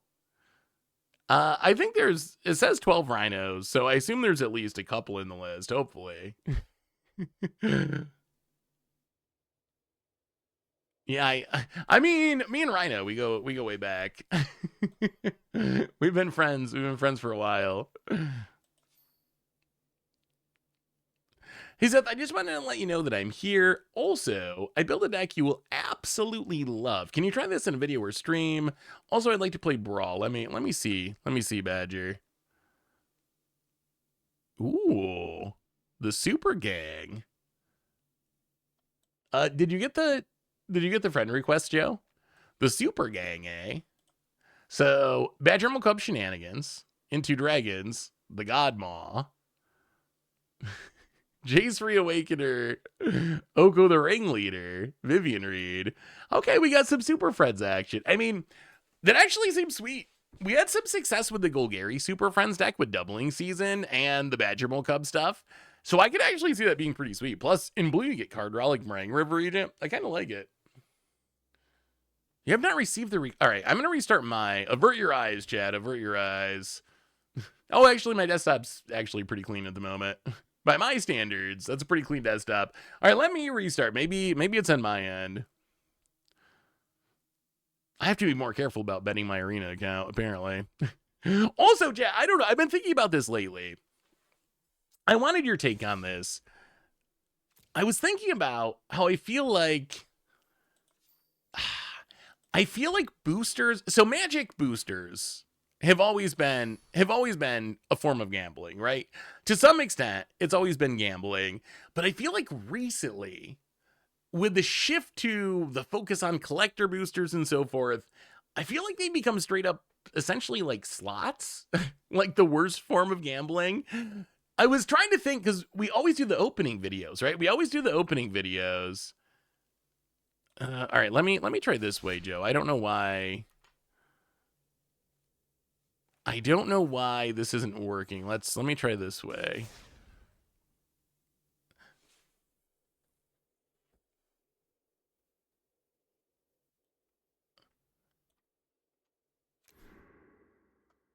Yeah, let me try that. Let me try one more time. Sometimes Arena just gets buggy with the friend list, unfortunately. That's the one heartache of viewer battles. Oh, wait. I don't know if I had the underscore. I don't think the underscore was in there in the original one. So hopefully it goes through now. I don't think the underscore was there. But I feel like it's become kind of slots. I was trying to think, why do we do like our Final Fantasy opening and then our Avatar opening and then our Spider-Man opening?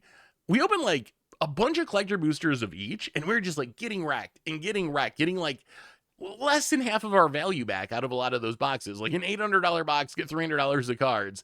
And that was like pretty consistently happening.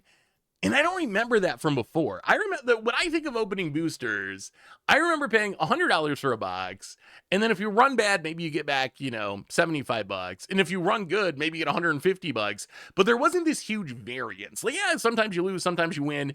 But like the best box maybe is $200 in most cases.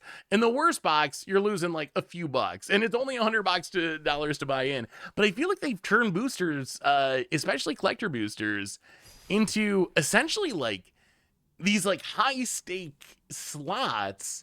And now when you open a booster, I think what has changed is they made jackpot cards, right? They made the one of one ring that's $2 million. They made the soul stone, whatever the special treatment's called, that's $50,000 or whatever the price is today. But they made these like super high end hits.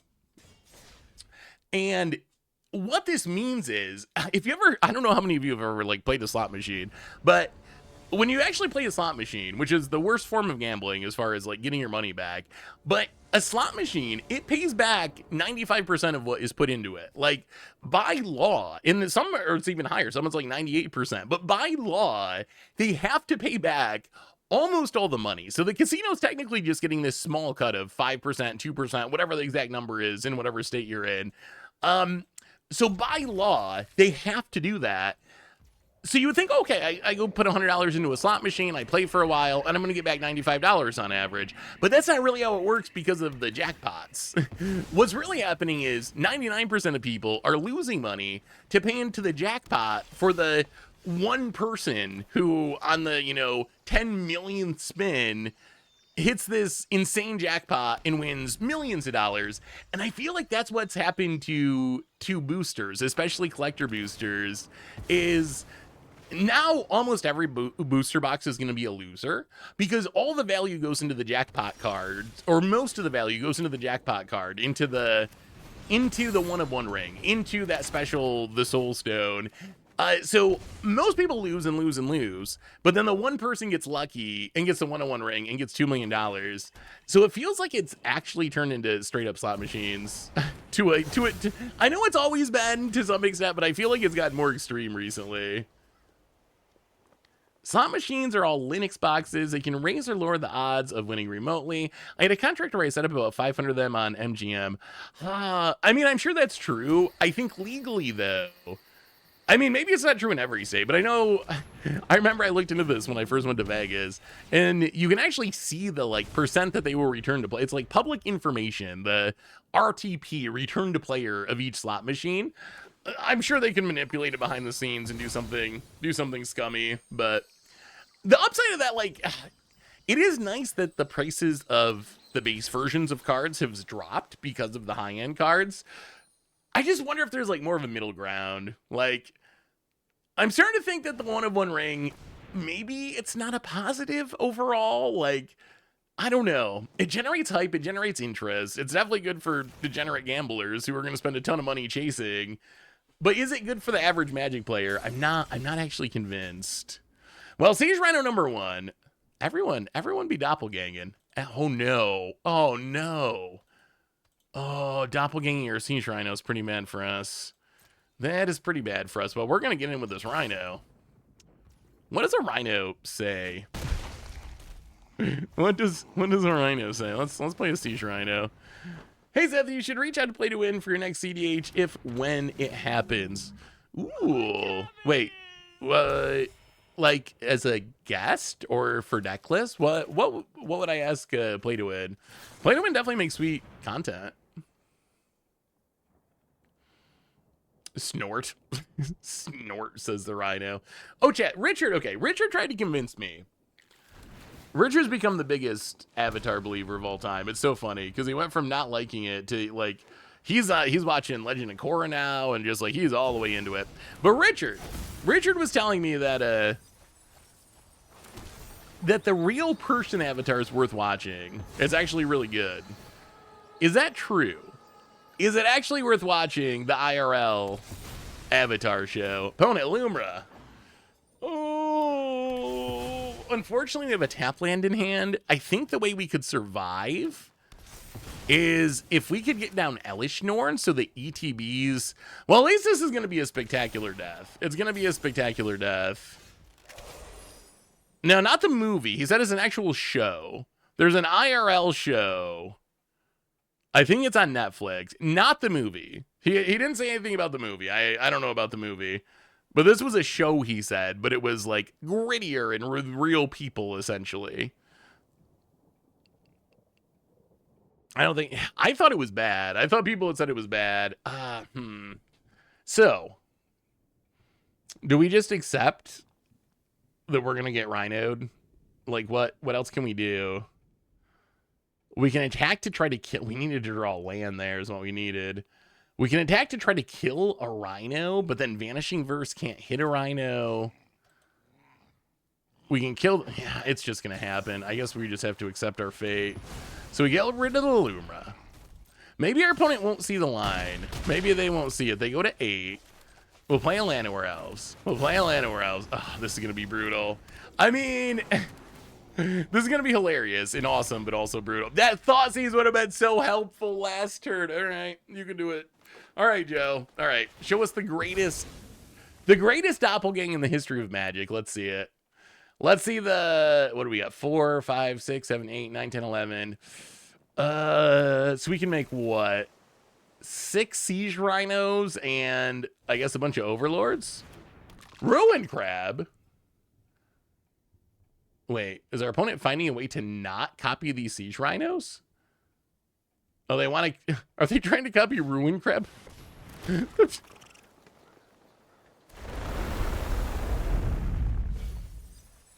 Oh, that's... Oh, that emote Joe. Oh, Joe. Let's see. Grab a leg, everybody. my damages. Okay, that... I don't know if that was sweeter than just copying the Siege Rhinos, but I'm also kind of biased towards Siege Rhinos. That is actually kind of a cool finish for a Doppelgang deck that I don't think I've seen before. Because Ruin Crab's only 1 mana, right? So it's easy that you can hold it in hand, play it, and do the Doppelgang thing. And that was also, like... That was also super fast. How did... Oh, the Lumra. Right. I was like, how do they have so many lands? But yeah, Lumra be like that. Well, Joe, that was impressive. That was a super cool win. I thought you were just gonna hit the Rhinos, but that was even more successful, I think. Oh, wait, so we're 3-3 now, right? I forgot to update the record. I believe we're 3-3. Good game, Joe Geomancer. So let's see, who do we have next? Who do we have next on our list? So Joe Geomancer, GG, sweet deck. Always good to see a doppelganger. Bimodal healer we played. So we have, let's see, Machello to do some brawling, into Air Double to do some brawling, into Vigil to do some standard, into Bren Sheehan to do some standard. Those are the next ones on the list. After that, we have a big group here. We're getting towards Stanky Jank. And then where's Jesus Plays Selesnya? Oh, all right. Friend request being sent, Machello.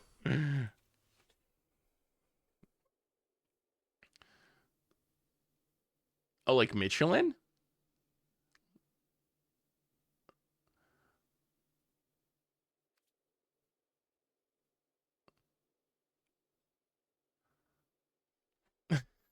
How'd you come up with the Jesus Plays Selesnya username? That's so good. All right, Machello, Michelino, it's probably is correct. Michelino, like the tires. So we are gonna do a friendly brawl match here. For brawl, I think this deck is horrible. I really want to build a food deck. Oh, I'm curious what y'all think.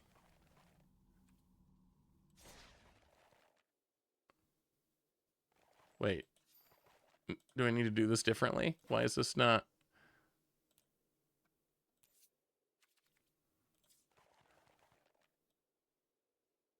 Invalid decks. Wait, I thought... Are we doing brawl Michelino? Or are we doing standard? If we're doing brawl, I think we have to do the challenge slightly different. I will say I've gotten way more use out of the avatar. Oh, why isn't this? Okay, that doesn't seem. Let's see. Challenge. I think you might have to change it. The only options it gives me is 60 card decks. I think you need to change if you're going to set up the challenge, I think you need to change this deck type up at the top. If you click it over one, it should say friendly brawl instead of 60 card. I'm assuming oh wait, are we playing? Oh wait, do you mean standard brawl? Oh, are we playing standard brawl? Oh, wait. Are we playing? Is that what you meant? Standard brawl? Oh, I'm gonna have to snag a deck. I didn't know anyone played standard brawl. I think I have one. This happened last time.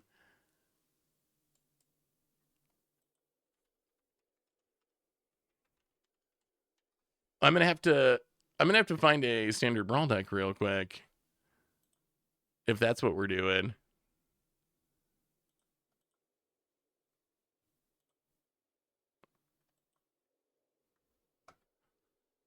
Okay, I can hear. If you just click out of it, Machello, I got you. Hang on. So I'm just gonna get rid of the challenge, and then I'll just do it. So do this, and then deck. We will do my cabbages. Okay, so now it should send you a challenge, and it should let you pick a brawl deck for it now. Hopefully. What do you think of? What do you think of this card? So I've been working on decks for Commander Clash, and I want to build a food deck with a cabbage merchant. How strong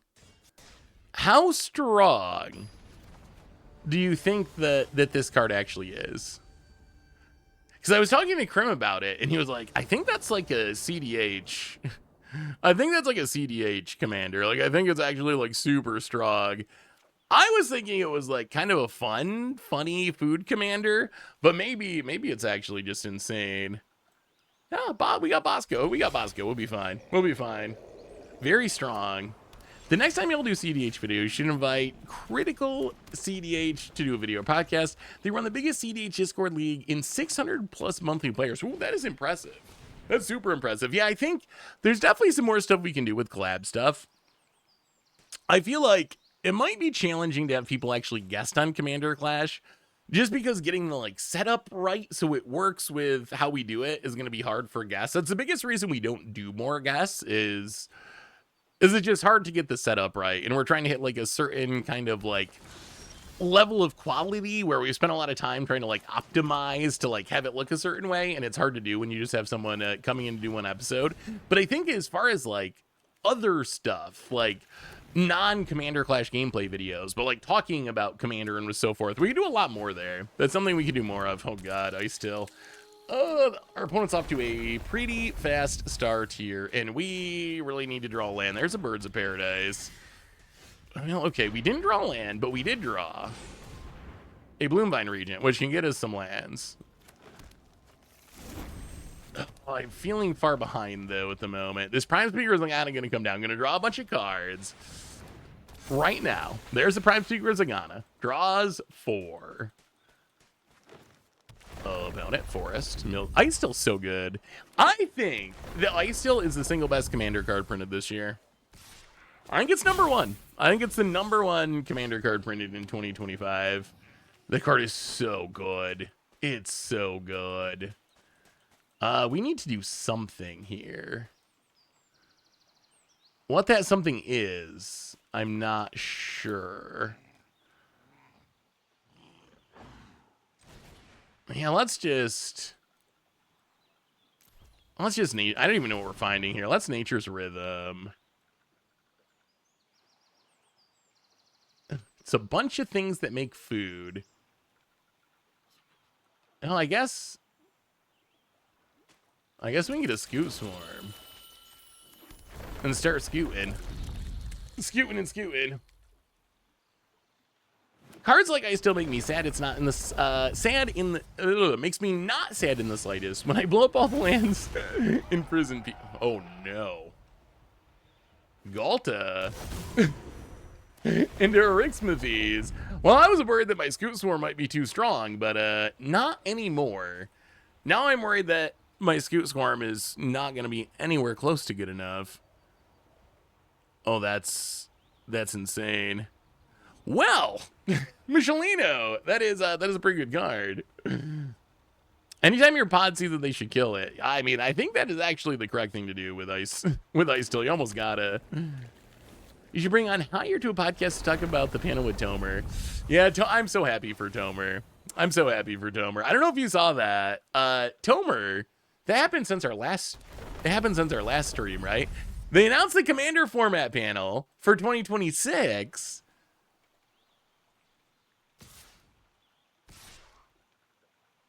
And let me see if I can pull up the announcement. Yeah, they announced the Commander format panel for the next year.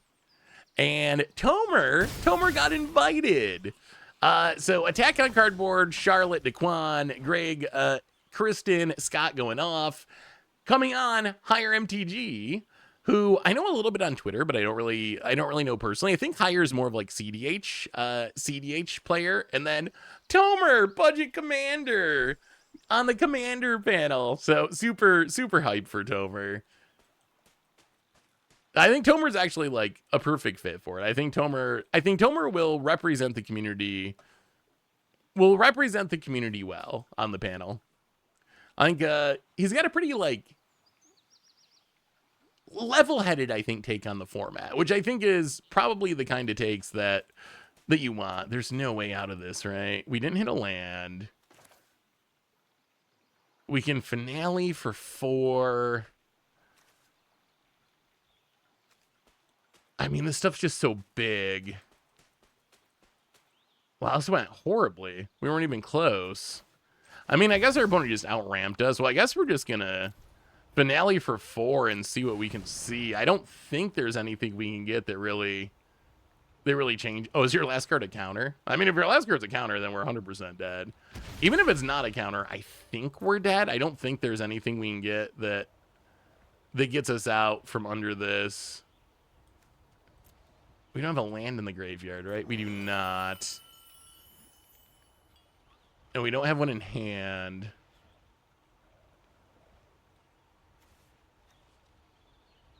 Well, all right, we'll send a message. We'll send a message as we die. Boom. Wicked Wolf. Kill your birds of paradise. And good game. You did it. You did it. How many times did you play Cabbage Man? We didn't get Cabbage Man down at all. Not even once. Oh boy, we got smacked. Well, good news is we got another brawl game coming up, because next on our list, I believe, is even more brawling. The brawling will continue. Good game, Michelino. Good game. Air double, you are next on the list. Air double, then Virgil and Bren for standard, and then we're getting to this next batch. I don't know how many of these people are here, but Dabinoff, Anakin's dad, Anakin's dad. Metallic, Third World Jesus, you are technically the next on the list once we get through this batch. Air double, I'm about to send you a challenge, or add you as a friend. Hey, thanks for the game, Machello. The deck looks sweet. It's fun to see Prime Speaker Zagana around. That card used to be so good. It's another one of those cards that reminds me of like my most nostalgic era of playing Standard, when Prime Speaker Zagana was actually like a good card in the format.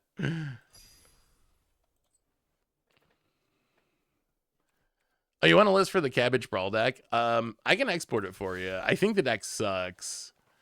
I've played it a little bit for fun, and then I played it here, and I'm not sure I've won with it yet. It was a deck that I was like, oh, maybe I'll make a video out of this. And I started playing, and I was just like, loss. All right, maybe we won't do a video out of this one. On second thought, my cabbages. But I will put it in the chat. Also, why is Unlucky Cabbage Merchant not legendary and Cabbage Merchant legendary? It doesn't make any sense to me. It's the same character. The more we do Universes Beyond, the more flaws I see. It doesn't make sense. It doesn't make sense to me. Updated Abzan Blink deck. Ooh. Absent Blink's such a fun archetype. All right, Air Double. I'm coming. I got too many tabs open. So Air Double. We're playing some historic, bro. You know what? Let's try this. I've never played this deck before. I grabbed this deck just for the stream. This is a Avatar Aang deck with, I believe, a lot of Avatar cards. So Air Double challenge incoming. We are going to play some Avatar Aang.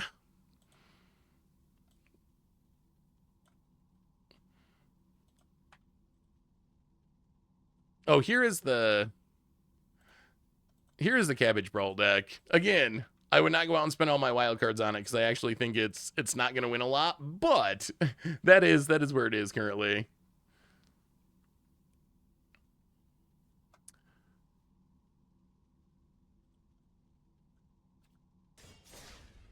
Let me see Mega Magic Carp. What are the new additions? I mean, the deck looks sweet. Absent Blink's a super sweet archetype.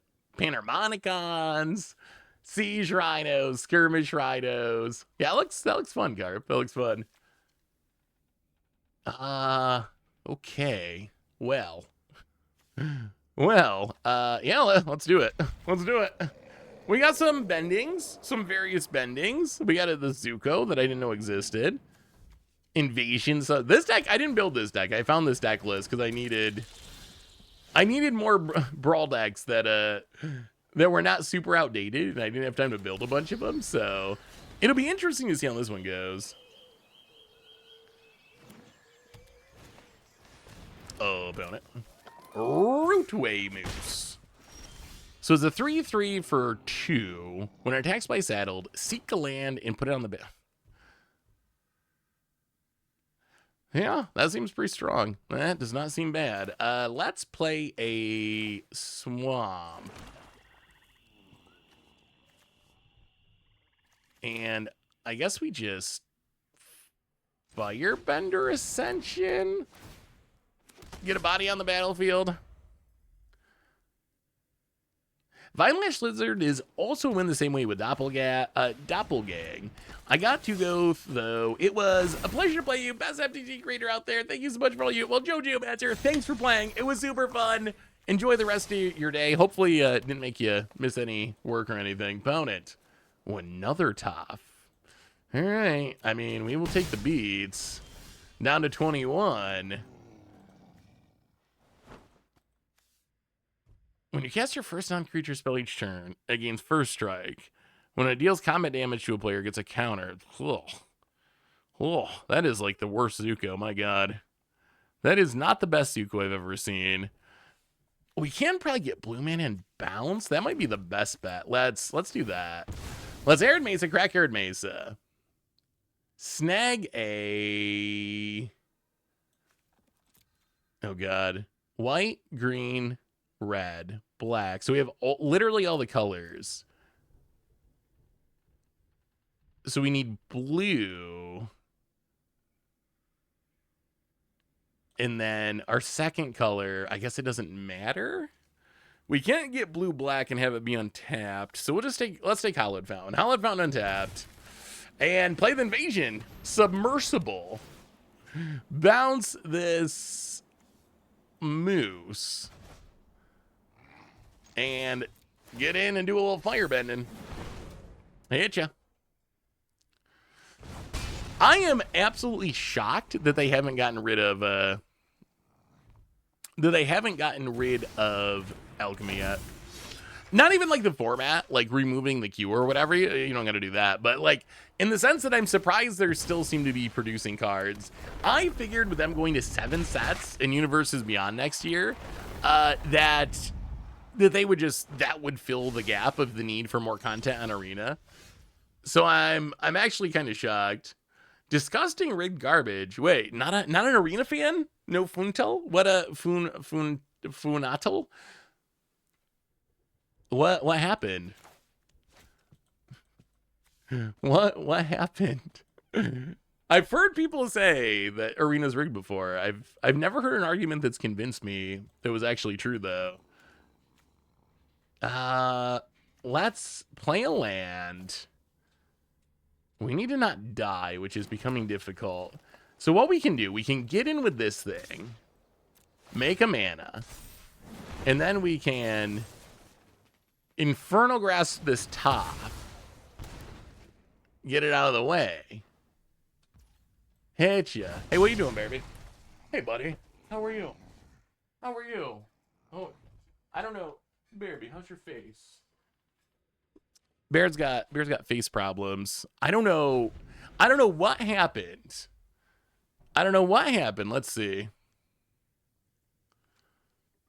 Oh wait, I'm the disgusting rigged garbage? Wait, how can a person be rigged? I'm so confused. Bear, hang, show the chat your face, bud. Let's see. So here's the bear. Here's the bear problems. Let's see. Hey, baby, wait. Here, bud. Can you sit? Yeah, sit down. So he got into something. I don't know if you can see. Oh, you can kind of see right in here on the side of his face. Hey, buddy. He got into something on the side of his face. He got into something on the side of his face, and his hair was all like, all matted and full of who knows what. It was like hard and sticky. So I spent like 3 days trying to clean it. And eventually it came off, but now he got like his hair came off and he's got like a bald spot and it was like a hot spot on his skin. I don't know what happened. So it's just started to heal. I've been spraying it with this stuff that is supposed to help it heal. But then like just as it was starting to heal, I saw him sitting on the floor and he started scratching it and he scratched like the scabbing off and it was all like bloody and oozy again and we had to start over. So the challenge is keeping him from scratching it because that keeps setting him back to the start. Opponent gonna saddle up the Rootway Moose. Yeah, he'll be all right. He'll be all right. Thankfully, it hasn't really bothered him too much as far as like he's still eating and playing and living normally. It's not like it's ruining his day, but yeah, I'm hoping I don't have to go Cone of Shame because the invasion submersible, so sneaky, no one sees it coming. Actually, should we just block the Moose? That probably makes more sense. Let's block the Moose. That soaks up more damage. Can we get down this Aang? We gotta get down Aang somehow, right?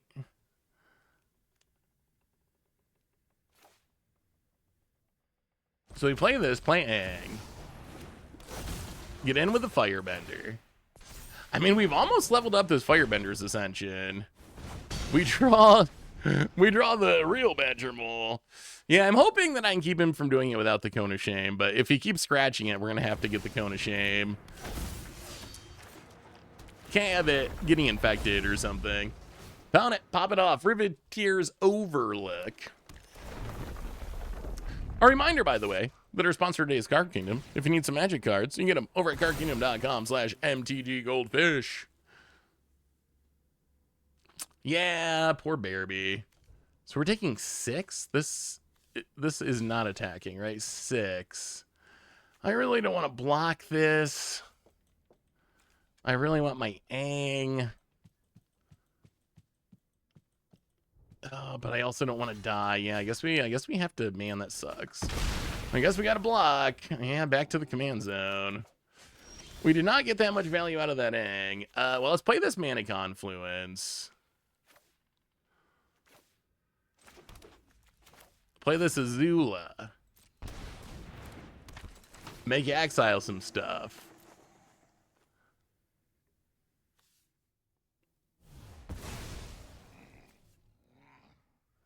So opponent gonna get rid of the land. Get back the land. Get some ooh, look at this though. Look at this. Haha. We attack. It triggers twice. And now we get a free moose. We get a free moose. Opponent, yes, you can kill it. That's fine. You can kill it. You're good. You're good, Verby. You're good, buddy. Found it. Gets rid of the token, but the moose is here. Azula, yeah, Azula does kind of suck against airbending. Azula is just not that good. Wow. Wait. Oh, jeez. All right. Only a bloated Contaminator. That could have went worse. Found it. Attacks. Earth bends. Well, we will kill the Haywire Mite. Opponent gets to gain some life. We draw nothing. Well, let's get in with Azula. Firebend a bunch. Cycle the Triome. Waterbending Ascension, eh? Well, okay. Go Badger Mole, I guess. Badger Mole. The real one, not the good one. Steam Vents, go.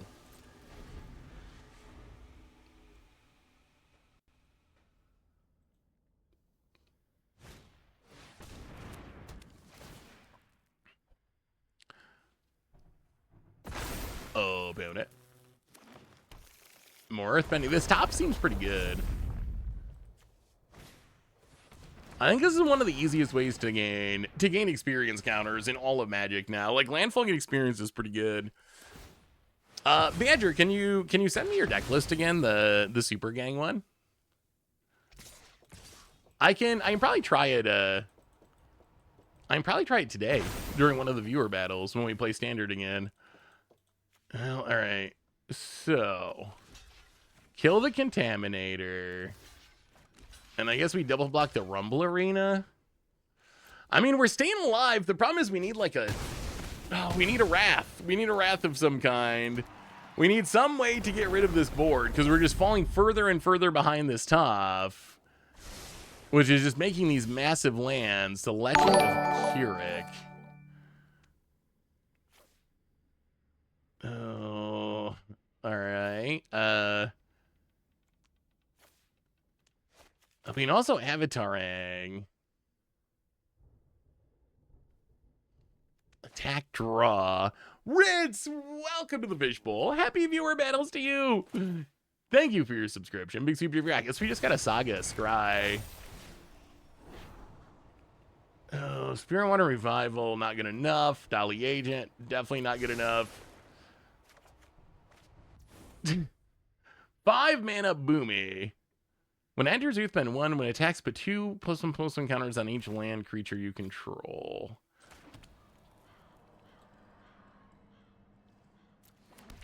Yeah, I think we're about dead. This deck has a lot of Avatar cards, but it doesn't seem especially strong. Actually, if we didn't lose the Avataring, it probably would look a lot different. That's actually probably the issue here, is losing the hang. Oh, opponent. Swift of Boots. And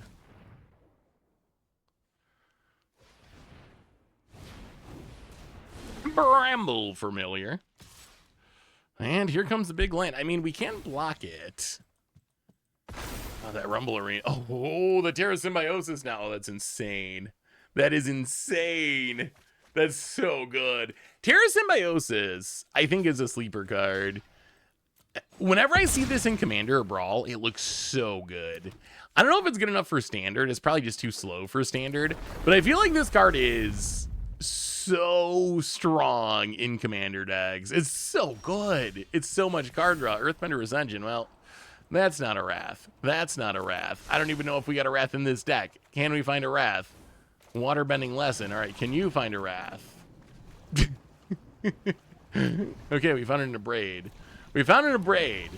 So we can kill the Swiftfoot Boots that's on the top. Yeah, that's not going to do it. Well, Earthbender Ascension. Grab a land. Oh, so there is Rise of Sozin. So there is a Wrath. This is almost all Avatar. This is really... It's all Avatar cards and then random black removal spells. Random, just like black targeted removal. Oh, there's a Swords. There's a Swords. Okay. Grab an Island. Get a counter. Play the Rafine's Tower. Get a counter. Pass the turn. And I think this is where death comes. Oh, opponent. Yeah, Terra Symbiosis is so good. It's so good. Opponent chooses not to draw this time. Probably because they're going to draw way more when they attack. Opponent looking to do something spectacular to close out the game. Taps 10 mana, and what do you got here, double? Oh, it's a hoof. It's a hoof. It's a hoof. Invasion of Korea. X equal 8. What costs 8 mana? It's got to be hoof, right? Oh! Wow. Oh, that is actually super cool. So they can draw 30? Wait, they can draw... They get all their lands back. Famished Worldsire says, when it enters, Look at the top X cards of your library, where X is the creature's power. Put any number of land cards from among them on the battlefield tapped and then shuffle. So they sack all their lands. They get many of them back anyway. Now they get 1,000,000 lands, 1,000,000 Earthbender Ascension triggers. This top is going to become a lethal trampling threat. That was actually super cool. That was actually super cool. I was not expecting Famished Worldsire, but that's actually the perfect finisher and good game. That was sweet, Air Double. That was sweet. That was super sweet. Oh yeah, we are. Hey, how are you, Cat Cam fan? We are more than slightly dead. We are severely dead. So I believe we're what? Are we 4-4 now? If I'm misremembering the record, correct me. Correct me if I'm wrong. Yeah, that's I think a smidge more than Exacxies, because this is gonna have trample too. Yeah, we're super duper dead. Oh, good game. That deck looks sweet. The Famished Worldsire line was super sweet. So what do we have next? Where are we at on our list here as we try to get through these games? Vigil for standard and Bren for standard.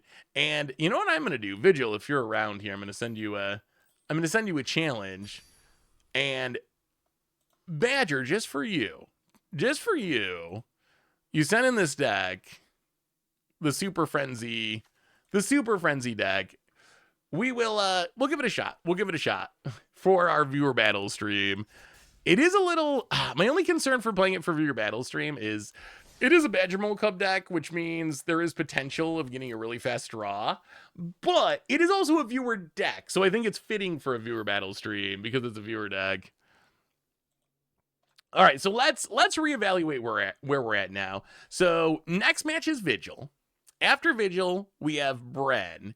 Then we have Dabinoth, if you're around. Dabinoth, I still need the numbers with your arena account. Anakin's dad, also same for you. Metallic, if you're here for standard. Third World Jesus, I got your info. I need to know what format you play. Then I'm not sure. So Badger, I know you're around. Stanky Jank, I haven't seen Stanky Jank. Air Double, we actually just played. Somehow ended up on the list twice. Electro Brains, Phoenix, Historic Third World Jesus. I'm done with Historic. Electro Brains, I got you. I think Dabinoth and Anakin's dad. I think I'm gonna put you on the.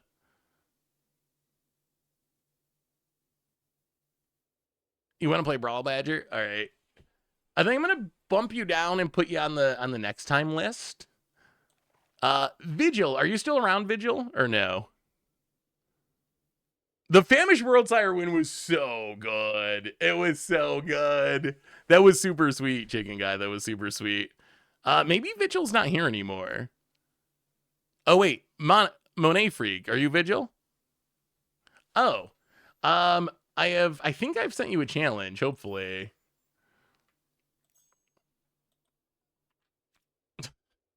That is also a deck list. The fact that arena names don't match up with Twitch names sometimes complicates things. All right, I have sent you a challenge, Vigil. All right, and I will for you, Badger. We will try the Super Gang deck.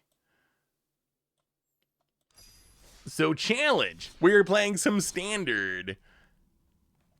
Can the viewers take the lead? All right, we'll try it. We'll give it a shot. Yeah, no, you're good, Monet. It's Arena. Arena's buggy. The friends list on Arena, it works better than it. Oh, man, it used to be so bad. We've had some really rough viewer battle streams in the past where we just could not get Arena to really work right. This one went pretty smoothly by Arena standards. The friends list is one of the clunkiest parts of Arenas. Put me at the end of the list. I need to go cook, so I don't know if I'll make it in time. Yeah, you're good. You're good, Jekyll. Honestly, with the amount of matches we have coming, I don't think we're gonna get to you today anyway. But you will be on the list for our next viewer battle stream, so you can jump the list.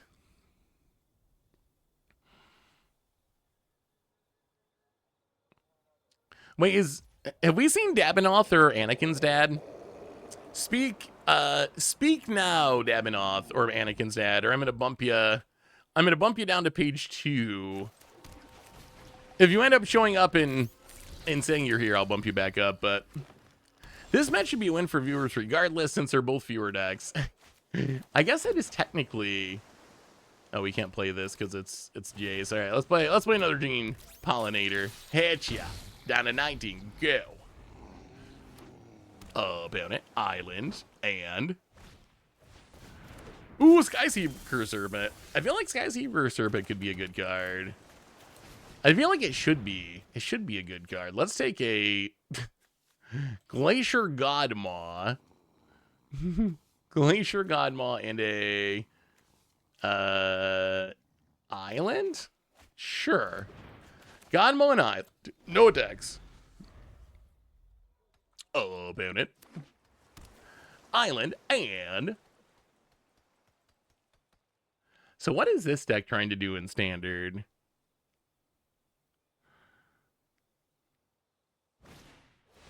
All right, more serpents, more sky seeking. Well, we will. Well, let's play this Jace and start doing Jace things, like ticking up. Actually, we can plot. Let's do that. Let's plot a stock up. That seems kind of good. I wonder what the point of Jace is in this deck. I do think there's some cool plot synergies, like the new Hulk card seems pretty good. We're getting more and more of those like double-sided flip cards where you can cast either. Oh, well, I guess I'm going to feel bad about playing Badger Molgub. We're getting more and more of those double-faced split cards, the double-faced cards you can cast either side of.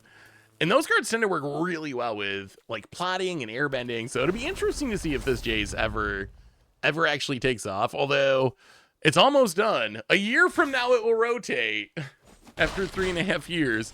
He said, I love your 5-card control video. Watched it over 3 days. I've been playing a pretty similar deck for 2 months. I'm glad it doesn't awaken your inner control mage. Yeah, that deck was so sweet.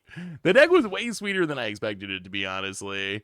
Let's take a Oko. I mean, we're assembling the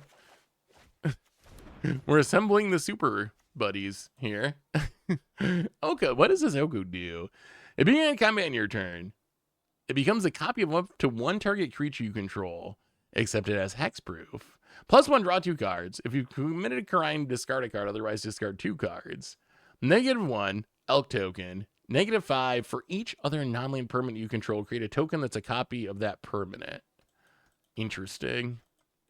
Well, let's take up this Jace. Discard a Hedge Maze. Let's play an Oko. Make an Elk. Hedge Maze. Keep the stock up. All right, Oko is in Elk. Pass the turn.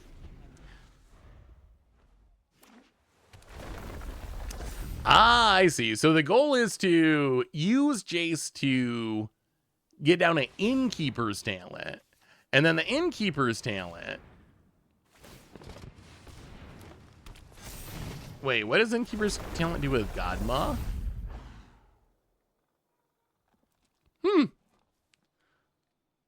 Oh, Godma's to give haste. I see. It's to hasten your other creatures. Oh, about it. Getting in at the Jace. Sure. So Jace is about to die.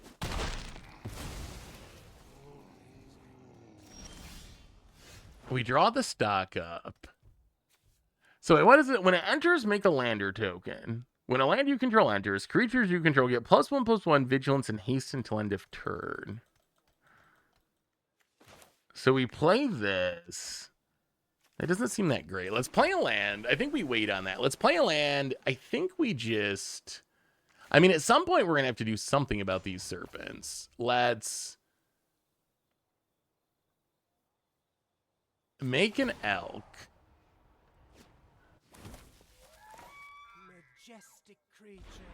play a Meringue River Regent.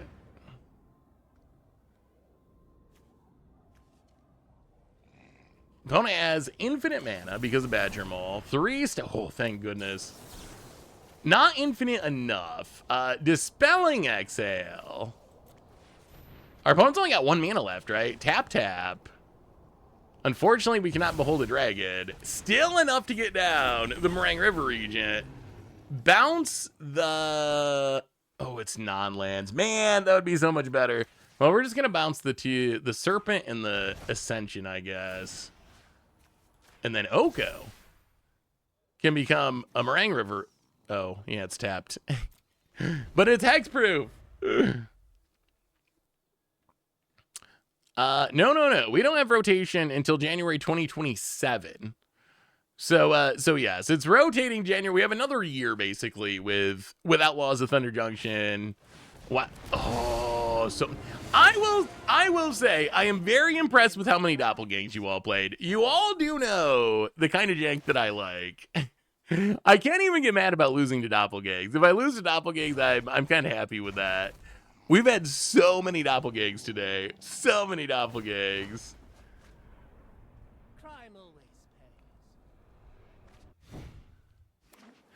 Hey, Badger, do you think there's any argument to just playing actual doubling season? That's something, when I played the Golgari Super Friends deck, I went back and forth between whether it was better to Innkeeper's Talent or just doubling season.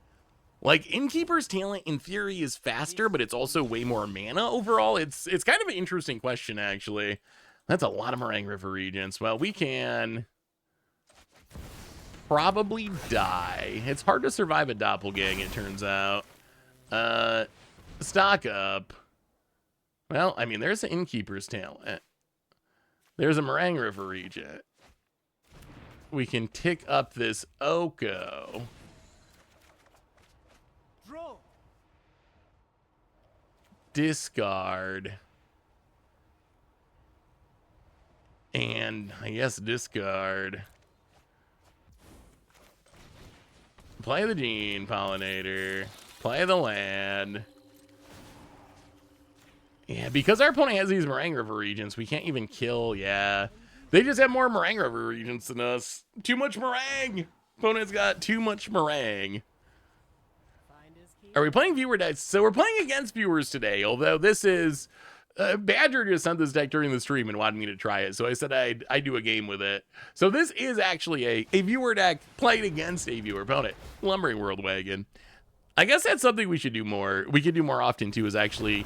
I mean, I play viewer decks... We do for videos and streams on occasion, but we haven't really done like a stream where you just all send in decks and we play a bunch of different viewer decks, where I play a bunch of different viewer decks. So that's something we could try at some point too. That'd be kind of fun. Oh, opponent. Yeah, I mean, I think we're just dead here. I don't know how we... Yeah, Oko can become something.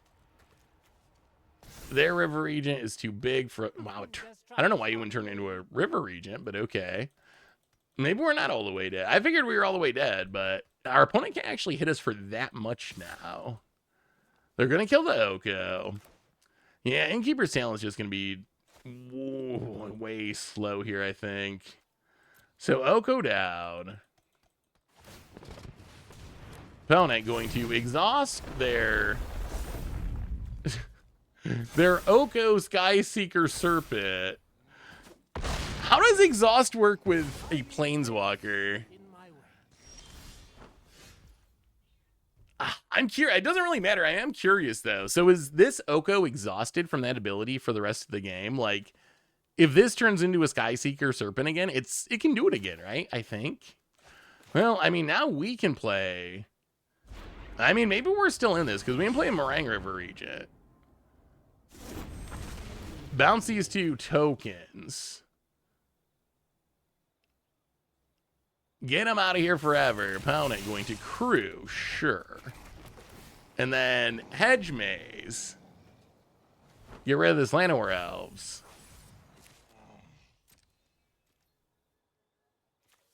Oh, these Death Touch Snakes have been really good. They've actually been really good. Yeah, I mean, I guess we're just going to Innkeeper's Talent. I guess we should have played it earlier to get a counter. Pass turn. Ooh, Nexus is becoming so sweet. I do like Nexus is becoming. Every time we played it, it's been so good. Found it. I don't even know what just happened. Oh, ultimated Oko to make a copy of everything. Now our opponent has all the mana in the world. The Oko Ultimate's actually kind of good. A copy of all your, I mean, it's good when it's good. It's one of those alts that, like, if you have no board, it does nothing.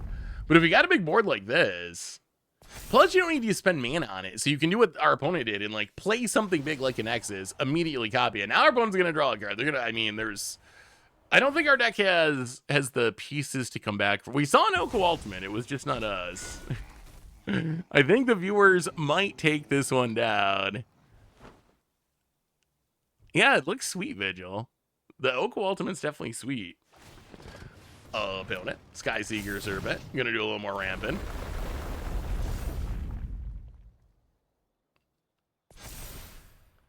Is there anything? Oh, this doesn't give trample, does it? Just vigilance and haste. So I don't think we can, like, one-shot by surprise or anything. Still trying to figure out how to make a mono blue deck work. Combo control, Crystal works fine in Pioneer, but in Standard, you either like the quick finisher or the definitive sweeper. It actually looks like all their lands are basics. All the ones we've seen so far, at least, are basics. They might be playing the Tomer mana base. All right, I think that's probably gonna do it. Doppelgang, Meringue River Regent, bounce everything, and that is going to be the fine. Turns out 2 Doppelgangs. 2 Doppelgangs is enough to get the job done. Found it. Gonna bounce our board, gonna bounce our board, gonna bounce our board, no blockers, and wait, did they just not attack? or all their stuff was summoning sick? Yeah, there's no Ether Ice in the deck, unfortunately. Yeah, there's no coming back. You got it, Vigil, you got it. Whew! The viewers take the lead. Yeah, that was another sweet Doppelgang deck. Yeah, have any of you played with Oko, the ringleader? Like, the Oko was very impressive that game for our opponent.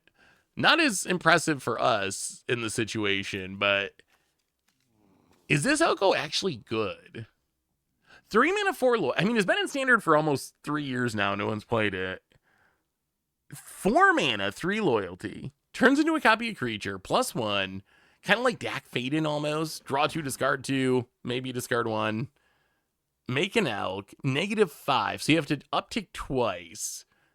Make a copy of all your non-land permanents. That ultimate's kind of sweet.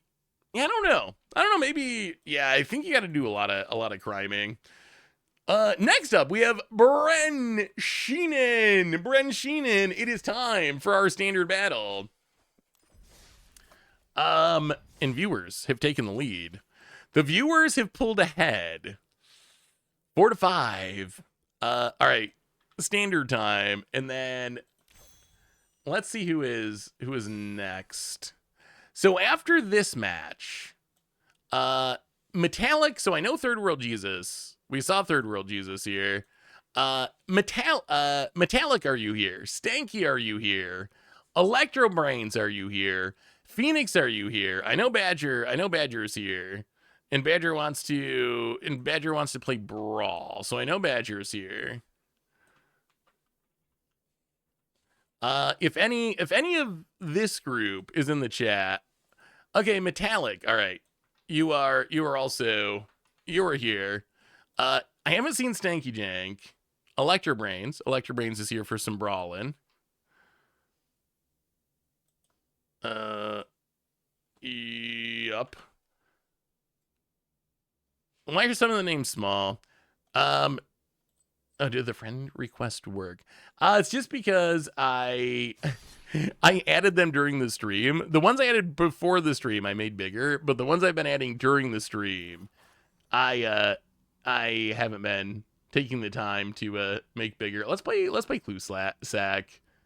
Actually, no, I don't even know what this deck is. It might not even function. Let's play Head Shredder.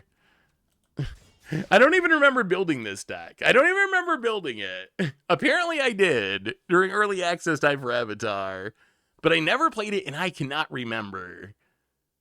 I don't even remember what's in it. It's got to be the lesson, the like gifts ungiven for lands.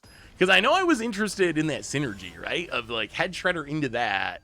But I do not remember this deck at all. Not even a little. Oh, it's... Wait, we're playing Secrets of Bloodbending? Okay. Well, this is going to be a surprise to me, just like the rest of y'all. All right, we got the Elemental Teachings. We don't get the Head Shredder. Was I actually just trying to Head Shred enough mana to cast Secrets of Bloodbending? All right, well, we'll see. Maybe we broke it. Did I break it 2 months ago without realizing it? Bonus starting down and... Dragon Sniper. Well, so many Elemental Teachings. Let's play a land. Play a Llanowar. Pass the turn. I also love Head Shredder. It's a cool card. I'll send you a screenshot if I get one, but Arena made me draw with the deck, meaning Arena forced to quit the game when Innkeeper's Talent's doubling season mode. I've been able to ultimate Jace 3 times in a turn, Oku 2 times in a turn. Wait, how do you, wait a minute. How do you ultimate a Planeswalker more than once in a turn? Isn't there like a... Isn't that just against the rules of the game? Wait, what's the trick to let you activate it again? Or you just play... Oh, I guess you just play more of them, and they ultimate instant. I guess that makes sense. Whew. Oh no, it's a Skirmish Rhino Blink deck. Okay. That's scary. Well, we can play... Well, we drew our Head Shredder, which is kind of insane. Well, let's play a land, play a Head Shredder. Play a land, play a Head Shredder. Maybe we actually... Well, watch this actually work. We do have these Elemental Teachings. Found it. Getting in, hitting us. We're going to take it down to 12. That's a lot of damage. Don't be looking at the Head Shredder. We need the Head Shredder. Won't someone think of the bushes? Found it. Another Airbender Ascension. Oh, okay. Airbend's the Rhino. Thankfully not the Llanowar. Plays another Dragon Sniper. Sure. Well, Conduit Pylons. Can we surveil a land? No. We will keep that in the deck. We will Elemental Teachings. We will get... Let's see. Conduit Pylons. Arid Archway. Willow Rush Verge. Botanical Sanctum. Opponent, which lands would you like to give us? So with Head Shredder out, it doesn't really matter because we're gonna get the lands either way, which is kind of the gimmick of this deck. Opponent chooses wisely, but not wisely enough. Because we get our lands anyway. We get to pick up this Conduit Pylons. Mill a Breeding Pool. Sweet. Wait, this is actually kind of happening. We'll keep the Town Greeter. Oh, wait. Wait. 1, 2, 3, 4, 5, 6, 7, 8, 9. We're actually like a turn away from casting the Mindslaver. We are actually going to maybe do it. Skirmish Rhino returns down to 8. Thankfully, the Airbender Ascension is not on yet. Kills the Elf. All right, well, Town Greeter. Mill some cards. We will decline. We'd rather put them into play with Head Shredder. Town Greeter. Mill some cards. We will decline. We'd rather put it into play with Head Shredder. And then we can play Conduit Pylons. Oh. All right, we're going to keep that in the deck. Elemental Teachings. 1, 2. Wow, this is actually kind of working. 1, 2, 3, 4. Get 4 lands. Doesn't matter what you do, they're going to play. And we actually have the Mindslaver set up for next turn. When do you think we get a 2/3 Kerfuffle Rhino? I mean, probably next time we go to Tarkir. Or maybe they could do it in a commander deck. I could potentially see that. Well, we're gonna keep this draw 7. That seems reasonable. And we will, this cruise for 1. We will just pass, we're going to pass the turn, see if we live.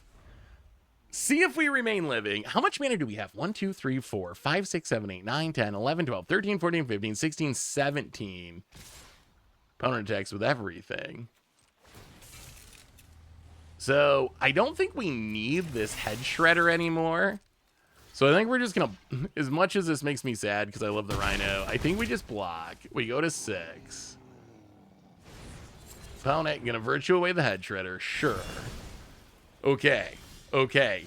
But 1, 2. Oh, this is gonna be a turn. 3, 4, 5, 6, 7, 8. So we're gonna start with the draw 7. 7, 8, 9. So Spirit Water Revival.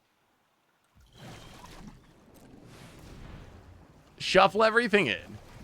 Draw 9. 1, 2, 3, 4, 5, 6, 7, 8, 9, 10. So then we can Ice Till Explorer. Conduit Pylons. Mill a Head Shredder. Mill a Llanowar. Arid Archway. Pick up the Conduit Pylon. Oh, mill another Head Shredder. That's unfortunate. Ooh, okay, we'll keep the Ice Till. We'll keep the Ice Till. We'll keep the Ice Till. And then we can Molt Tender. Play an Ice Till. Conduit Pylons. I guess we're destined to keep an Ice Till anyway. Keep an Ice Till. About it. Wait, is this deck actually good? Hey Seth, I figured out which Planeswalker is coming in Lorwyn. Do you want to know? Is the answer Oko? Or are we talking about the Kithkin? The Kithkin. Oh, Puzzle Flanker is good. Or are we talking about the Kithkin one? I want to know. I want to know, Kristoff. I did see the Oko art earlier today, so I think Oko's probably there in some form. I'm curious though, what do you think it is? And what do you think makes the Kithkin tokens? A Planeswalker that makes Kithkin tokens. Well, opponent gets to do some blinking. Sure. Triggers. Thankfully, they don't have the Rhino anymore. I mean, we can Mindslaver them, but what does Mindslavering our opponent actually really do here? Like, they have no action. We can chump attack, I guess. 1 to the top. We draw even more Ice Tills. Also, how do we avoid milling out? That's also becoming a concern. According to this story, I believe it's a Johnny. I mean, that is the most obvious. That is the most obvious choice in some ways, right? Because isn't, like, a Johnny was part of the Lorwyn 5 from original Lorwyn. So do you think that it makes Kithkin tokens then? Do you think, or is that another Planeswalker? I wonder if we get more Planeswalkers in in-universe sets because we don't get them at all in Universes Beyond sets. I could see that as a possibility. Well, that's Elemental Teachings. 1, 2. I mean, we're getting pretty close to just having our deck in play at this point. Like, we're getting pretty close to having every land on the battlefield. We'd really love to find, I don't even know, how does this deck win? Did I put a win con in this deck? I feel like maybe I didn't. Well, let's mill ourselves a bit. Head Shredder. Oh, Spirit Water Revival. Don't mill that. We want that. Okay, so we're gonna play Conduit Pylons. Mill. Mill the Town Greeter.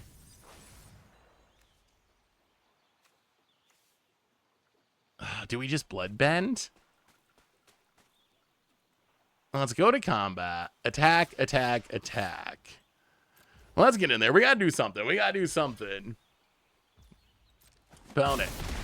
Gonna trade off the Dragon Sniper.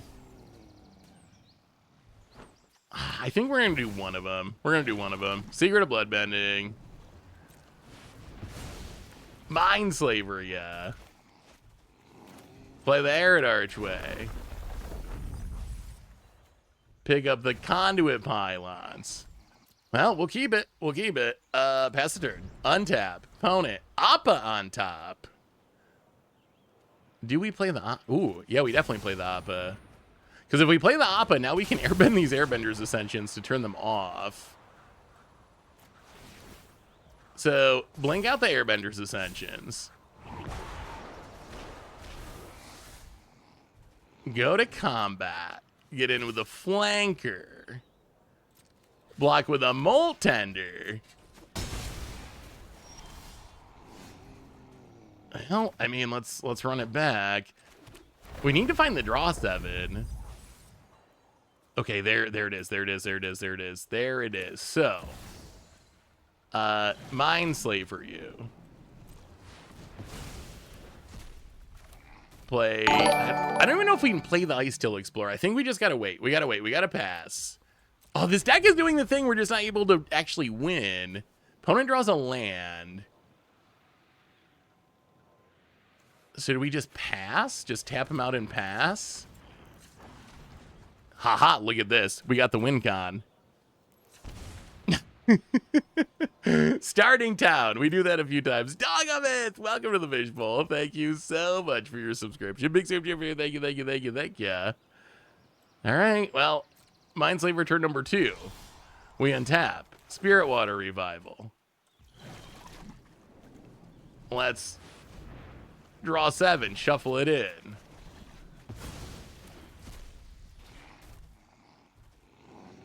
And then, yeah, I mean, once more. I mean, we are doing a great job of... We're doing a great job of water bending here. We've seriously... We just cast a full Spirit Water Revival and a full Mindslaver at the same turn. That is a lot of water bending. This is not helping us win the game, though. Like, we keep stealing... I mean... All right, starting town. Got down to 17. Is there any reason to be casting these Airbender Ascensions?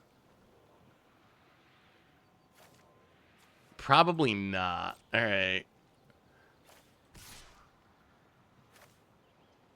No attacks, no attacks. Untap. I mean, we're down to 1 Mindslaver. Only 1 left. So we need to... How do we do this? We have 14 cards. We should have 1 more Mindslaver. So if we Washi Tong... Let's see. 1, 2. 1, 2, 3, 4, 5, 6, 7, 8. 9... 10, 11, 12, 13, 14.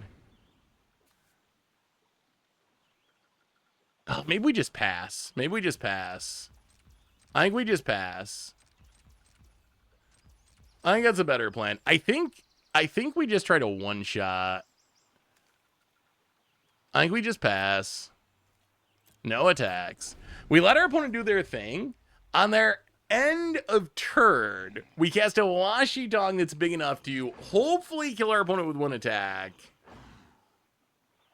And then we figure out how to get through the Appa, which hopefully we draw into just like, okay, opponent Airbender Ascension, sure. Gonna make a token. That's fine. When the owl gets angry, it gets real angry. Opponent bounces the land warehouse. Opponent Airbender Ascension. Gonna make a token. This was an interesting game. This deck actually worked way better than I expected. Maybe this deck could actually be a thing. Opponent's gonna pass, but we are going to QQ. 12 and 8, 27 mana. 27 mana. So I think we just cast this for 20. Which will draw us 10 cards. Leave a few left in the deck. And then we can untap into the Flood Maw. And the angry owl. The angry owl is here to win the game. It worked. It worked. It actually worked. The Wan Shitong actually came through. Ren Sheenan, the deck looks sweet. I'm curious. So was this like Abzan airbending? Are we comboing? I guess that's my question for the deck. Is that a airbending combo deck, or is it more of a like fair airbending deck trying to blink? Yeah, the draws looked a little clunky. Is it a combo deck, or is it like a fair try to blink the Rhino a bunch of times deck, but no infinites? Well, I gotta say this deck actually kind of worked. That's the first game I've ever played with it. Next round, Metallic. I think we're gonna try to get in a few more matches, a few more. Yeah, maybe I'm gonna try this deck again. Metallic. I'm about to send you a challenge here. Oh, you're already a friend. Here we go. Standard. So right now the record is 5-5. 5-5 coming down the home stretch. Also, next stream's gonna be the holiday stream. So next week, the plan will be to do some giveaways, to have fun, of course. Do some giveaways, the typical Santa holiday stuff.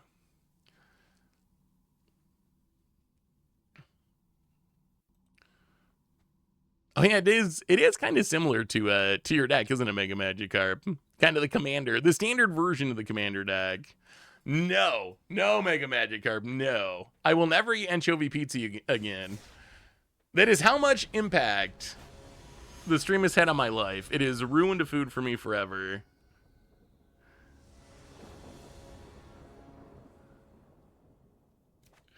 Yeah, it's tough, Bren. I think, yeah, the standard is tough. I try to mostly keep it as like decks that, wow, it's a lot of head shredders, but that is, you know what, we're gonna, this is a horrible idea, but we're gonna keep it.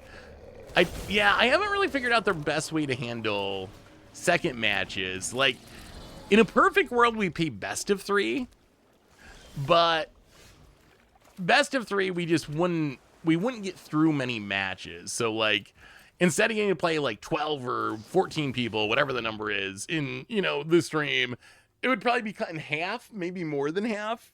So I haven't figured it out. I've tried, at first we did no do-overs at all. Like, you get one match, it is what it is. But then sometimes there's someone who just literally, like, it's magic. Sometimes you keep a 2-lander and just never draw land number 3. And it feels pretty bad if that is your, ooh, that's a cute synergy. Stationing lands with Grand in space. But yeah, well, I'm sure we'll battle again, Bren. I'm sorry we didn't see it pop off more. Although, I mean, at least we got to see like the idea what the deck was doing. We got to see like the Rhino action and so forth. Ooh, let me see, Patrick. So it looked like a cool idea. I really liked the idea of it. Well, Moltender, Milliland, untap, play a land, and I mean, we're going to do a little head shredding. Opponent, you better not be countering our quenching the head shredder, are we? Opponent, the Saramea. This really is Grand in space. Oh, I might know what this is. So someone sent me a Master Paku. Actually, it's not the same list, but someone sent me a Master Paku infinite combo deck with Agatha Soul Cauldron, and it actually looked kind of realistic. It actually seemed like a thing that could actually work. Well, we're gonna get down the head shredder. This is gonna make our opponent milling us with Master Paku a little less beneficial if they go that direction. I mean, their graveyards, this has got to be a combo deck. You can't be playing Master Paku unless you're comboing. Opponent taps the Grand flying the Saramea. Discards a Paku. And, all right, gonna tap the Paku. Gonna mill themselves. Sure. Boomerang Basics. Pick up the Paku. What are they trying to win with Thoracle? I mean, this has been some very aggressive self-milling, and it's working. I don't know what our opponent's trying to work towards, but I mean, they have filled their graveyard very quickly. Boomerang Basics picks up the Grand, draws a... I don't know what they're goldfishing into, but they are goldfishing. Found it. Sarah Maya, gonna tap the Grand, sure. Ludes. What is the end game? What is the end game of this? What are they working towards? That's what I don't understand. Whatever they're doing, it's working, but what? What are they doing? Well, that's Molt Tender. Mill a card. Land. Owl. There's a land. Well, play the land. Let's play a Town Greeter. Hopefully mill some lands. Oh, not a great Town Greeter. Well, we will get a land with the Head Shredder. And, yeah, I mean, I guess we crew. Get in with the Head Shredder. Mill some cards. Oh, there we go. There's some lands. That's what we want to see. 2 lands. Pick up the Verge. Hit ya down to 15. And well, keep on treading them edges. Head Shredder number 2. Exile the Town Greeter.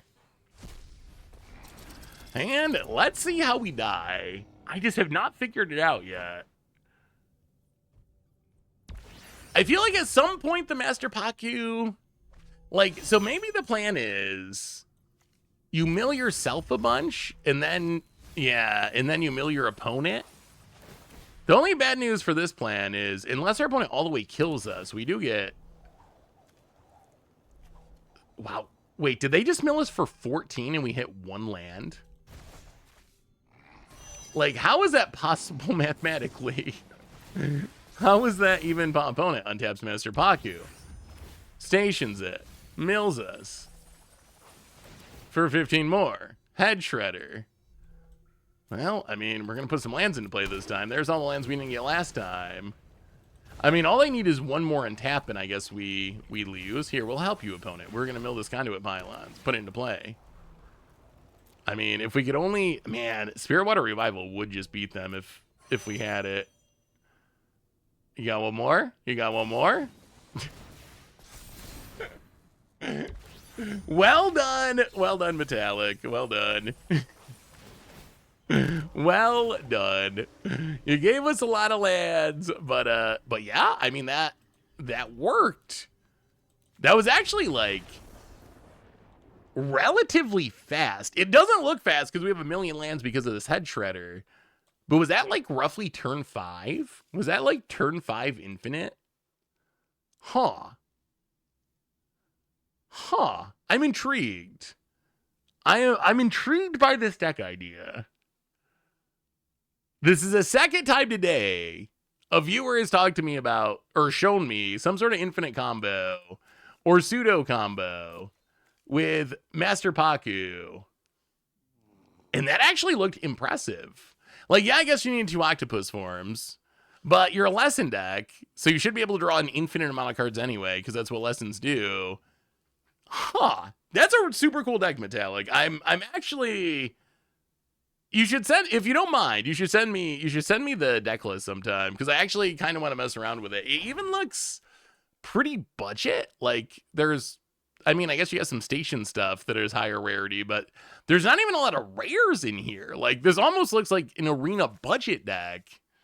Yeah, I'm impressed. I'm impressed with how well that worked. Yeah, if you get a chance, you should send me the deck list, because I'd love to check it out. Ooh, all right. So the viewers have taken the lead. Oh, all right. Let's see. 5-6. So here's what we got to wrap up our viewer battle stream. Let's see where we're at. So there's no way we're getting through the whole list. So Electro Brains Brawl. So I think here's the plan. I think here's how we're gonna do this. So we're gonna get in these last 3 matches. We're gonna have Stanky be the start of the next one. Reindeering, welcome to the Fish Bowl. Thank you so much for your subscription. Big thank you. Yeah, chat is doing well. They're actually in the lead right now. So I think that's gonna be the plan. So Electro Brains for some brawl action. And then we have a pretty healthy list. Man, we might have to do viewer battle streams even more frequently. The list is growing. The list is growing, and it's becoming It's becoming harder and harder to get through. So maybe that means we need to just do even more viewer battle streams. Electro Braids for Brawl. I've sent you a challenge. Oh wait, yeah, let's see. Patrick. I pulled up the deck list somewhere. Here we go. Iced Out Frog. Iced Out Frog for Modern. So, ooh, Insidious Roots. Interesting. So, Ice Steel Explorer, Psychic Frog. So, Ice Steel gets things in the graveyard for the roots. Fruiting Thoughtseize. So, essentially, like, I'm confused about the Insidious Roots. Whenever one or more creature cards leave your graveyard. What am I missing? What am I missing with this deck list? Oh, did I miss the challenge? Electro Braids. All right, Electro Braids. Oh, Electro Braids. Here, I got you. Where did Electro Braids go? Electro Braids for Brawl. All right, and we will play. Let's play the mana value burn deck. Challenge has been sent. Yeah, I think it should work now. Oh, thank you, Brendan. I appreciate it.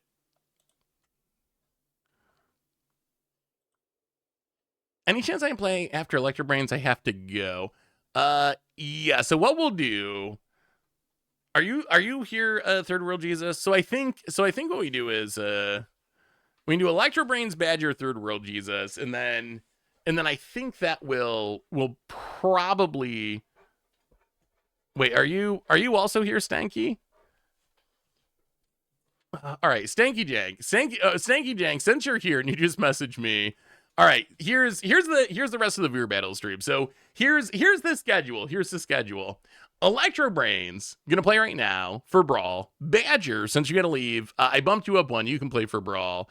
Third World Jesus, I'll sneak you in, and then Stanky Jank MTG. You will be the final viewer battle match of the stream. And then if I didn't get to you today, I apologize. Such is life with so many people wanting to viewer battle. But if you are one of these people who didn't get to play but your name is on this list,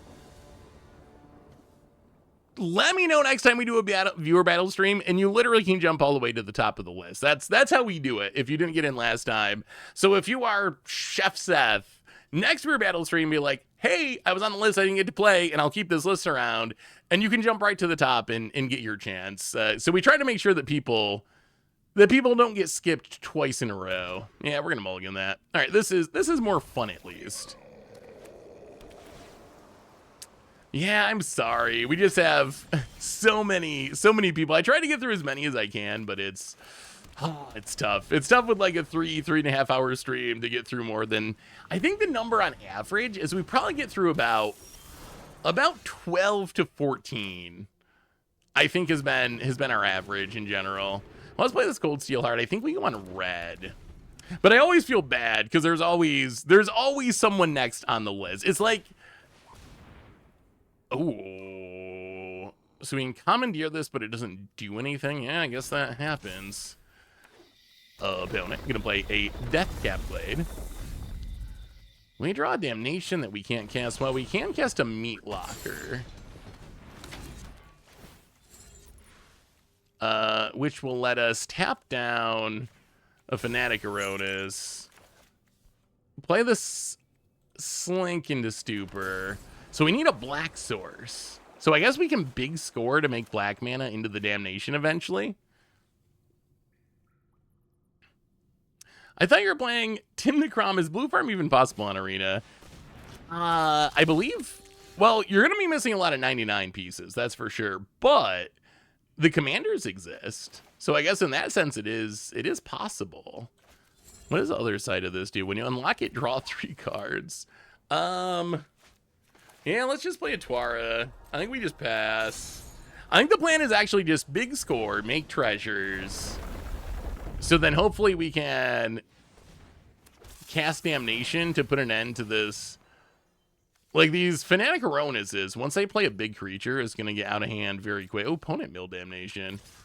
Is going to get out of hand super quick. Opponent gets in, hits us. Well, big score. We will pitch a Commandeer. Make some treasures. Hell yeah, I mean, we got to do it. Land and Damnation. Blow up that board. Opponent still gets to keep the Spring Heart. Pass the turn.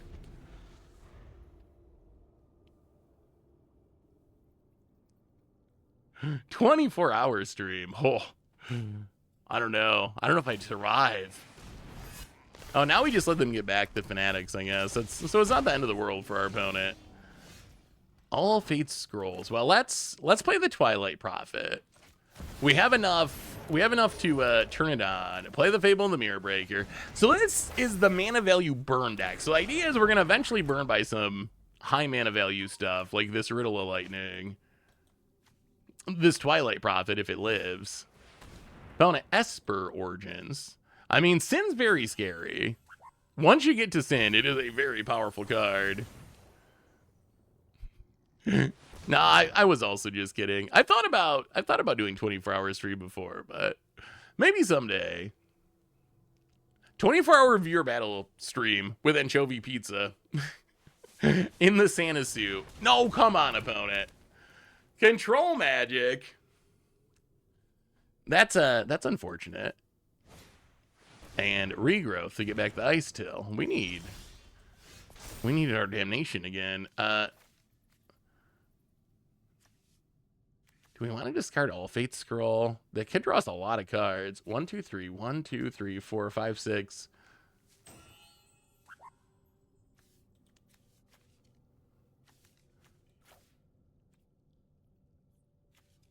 Oh.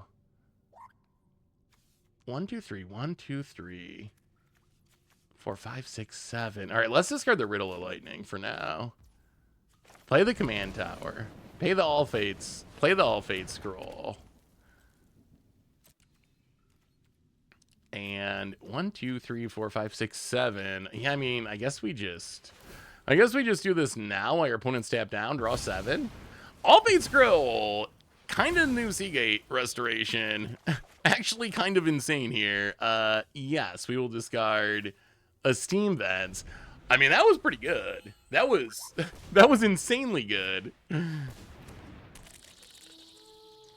Have you played today's Esmeralda? I don't think anyone's gotten 10 yet today. I don't know if I know what Esmeralda is, actually. Aquin, what is Esmeralda?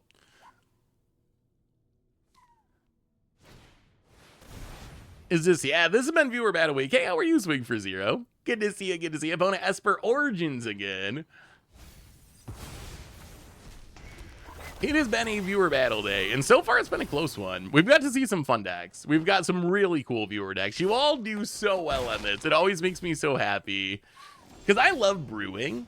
And when you play in the Arena Ladder, every once in a while, oh, it's a Wordle game, I see. When you play in the Arena Ladder, every once in a while you see someone doing something spicy, but a lot of the times you're seeing, you know, the same stuff. Oh, we got to do this. I don't even think this is correct as far as winning the game, but how do you pass up the greatest Seagate restoration of all time? I mean, that is a lot of cards in hand. We'll play a land. Do we even survive this turn? Or are we just straight up dead? 1, 2, 3.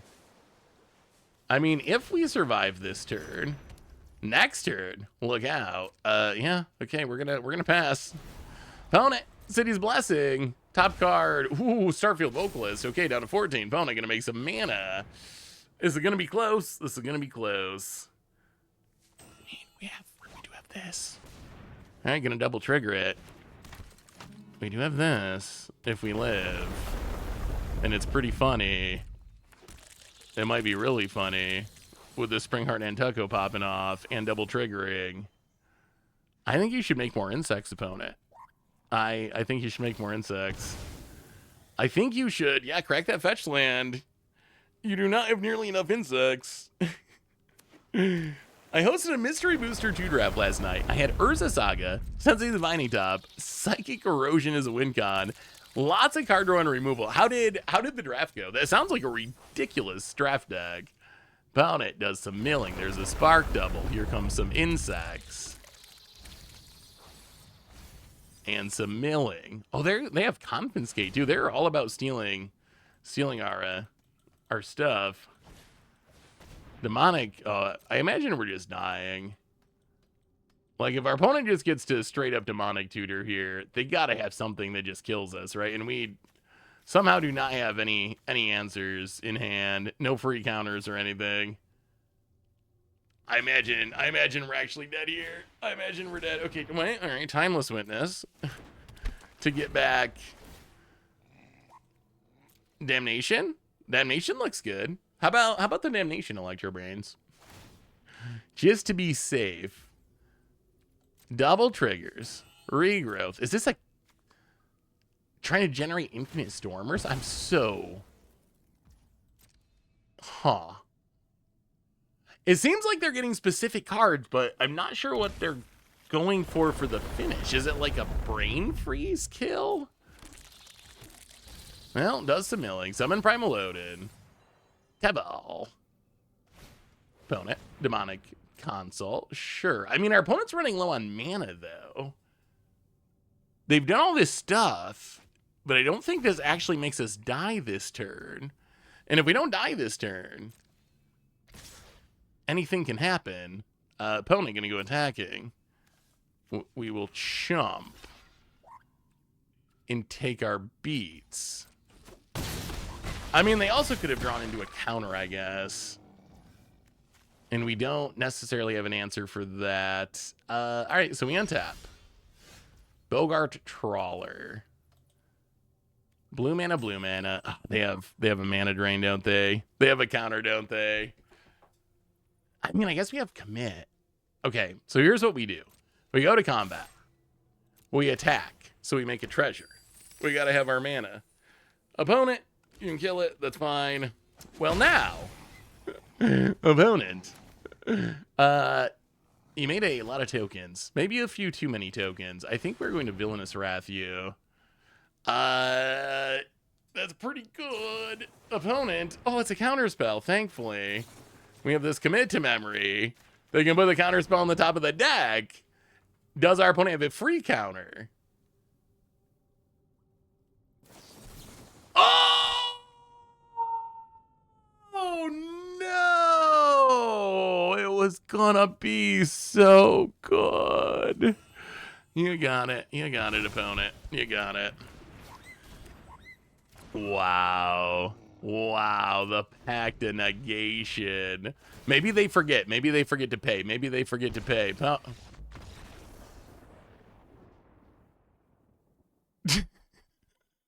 They just did what our deck was trying to do. They got us with our Twilight Prophet. Okay, that was that was pretty sweet. The deck looked very sweet.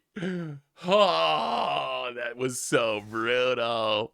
So brutal. Good game. Good game, Electro. Good game. Badger. You are next, Badger. Brawl challenge. And well, this is another deck I haven't built. I found on the internet. It's a Katara Allies deck that's very, you know, we're gonna try it. We're gonna try it. It's a Katara Allies deck, also very Avatar heavy. Yeah, we got three more. We got Badger, Third World Jesus, Stanky Jank. Those are the last matches. We're gonna go a little long to get through these last three matches. So those are the last three matches, and I'm looking at the record now. I think I need to win all of these, or the viewers are going to take home the trophy, because it's 5-7 for the viewers now. All right, how have you been, Lucid?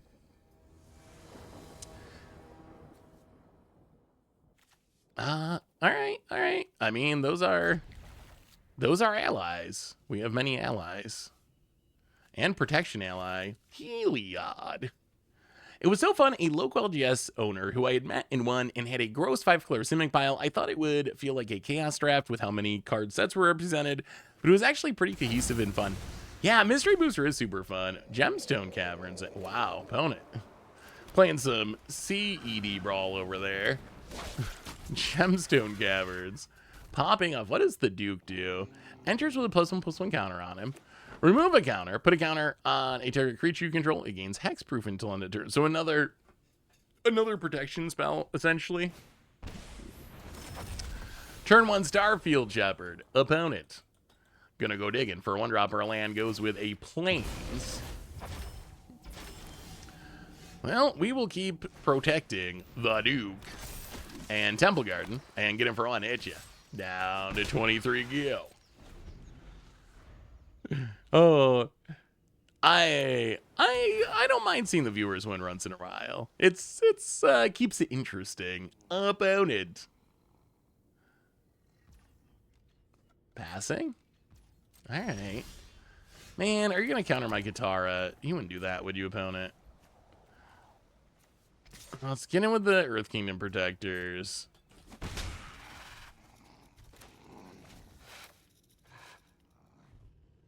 You know what? Let's play the Avatar Enthusiast. See if this baits out a counter. It does not pass the turn.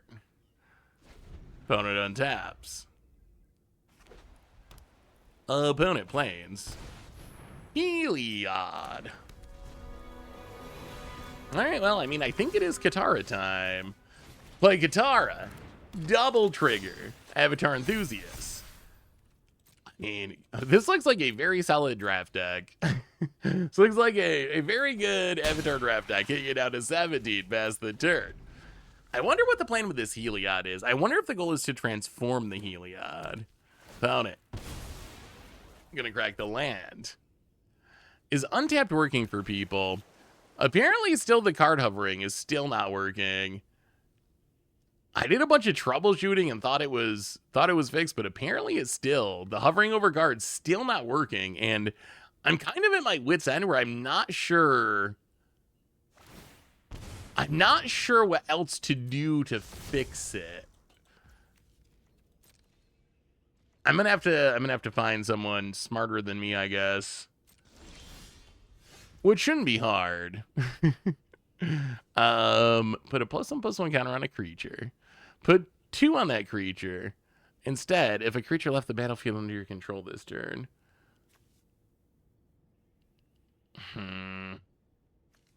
Well, I mean, this is what we need to do. It's probably going to get countered, but we got to try. Earth Kingdom Jailer. See if we can arrest this. Wow. Okay, see if we can arrest this Heliod. Twice.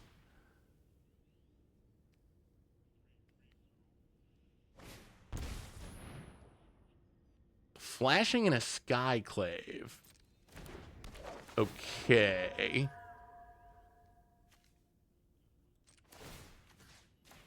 But we can give it hexproof.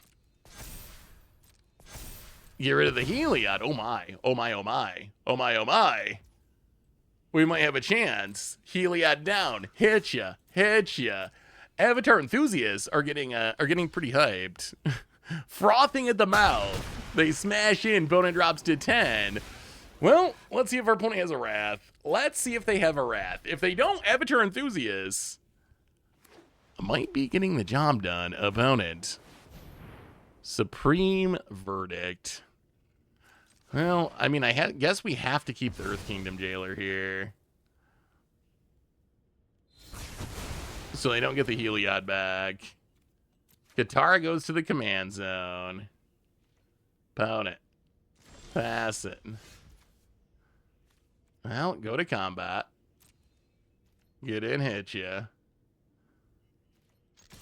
We have not drawn a land either in a lot of turns. Many, many turns. Pound it. Oh, I have another removal spell. Alright, opponent takes it. We'll just pass the turn. Pound it. Brazen Borrower. Alright. I mean, we can't do anything about that. Opponent on taps. I mean, we can cast it again next turn and try to get rid of it. Could be a co-streaming guys talking about troubleshooting tap down on Arena. Wait, has Jim also been having problems with it? Maybe the issue, I thought the issue was me being bad at things, but maybe it's a issue with maybe there's a bug with Untapped right now or something.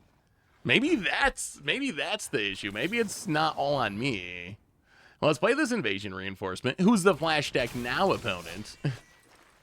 Make a couple of 1/1s. Untap. Still did not draw land. Go to combat. Get in, hit ya.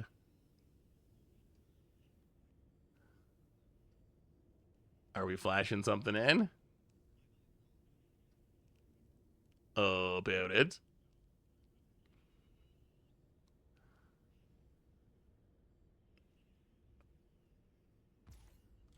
Gonna take it. Down to 3. Man, I wish we had drawn lands. If we could double spell, this would be so much easier. Earth Kingdom Jailer, again. Go after that Heliod, again. And pass the turd, again. I mean, considering we've been stuck on 3 lands, this game is going way better than I would expect. That was some good timing. I take it back. I take it back. I was about to say expect. Might have spoken too soon with the second Wrath. It's getting harder and harder to rebuild because we can only play 1 thing a turn, and our things are just not that big. Does this also have lifelink? No. Opponent, Wave Break Hippocamp, and gonna pass. Did we draw land? No. So we will play, you know what? We're gonna play this horrible, horrible forecasting fortune teller. Pass the turd. Yeah, the problem is we haven't hit land, so we can't really rebuild. But our opponent doesn't have that many cards, so maybe we're still okay. Oh, okay. So that's some life gain. We also don't have a way to kill this Heliod. I mean, opponents hit 2 points of life. Opponent pass. Oh my friggin' goodness. Well, okay. Where are the lands in this deck? Maybe I also didn't check the number of lands. I guess it's also possible this deck is just super misbuilt. Okay, that is finally a land.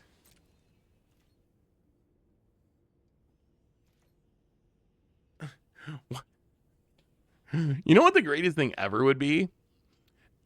If we just attacked and they were like, oh, it's only 1, didn't block, and then That's Rough Buddy killed them, then we could literally give them the That's Rough Buddy. But I think they would probably block here. So I think we actually just pass. I think killing the Authority of the Consuls is actually oddly worth it. Just because...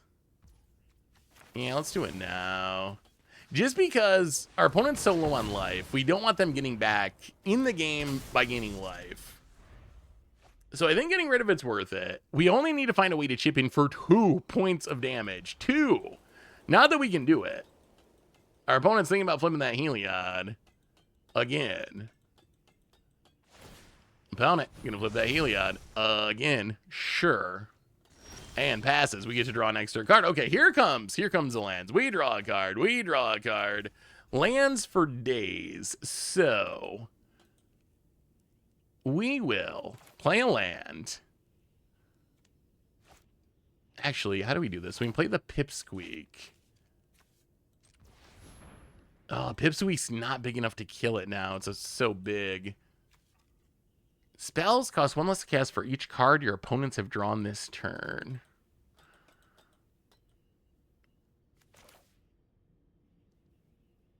Yeah, let's play Pipsqueak.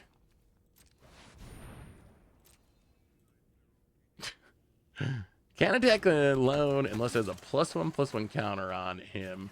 Play a land and...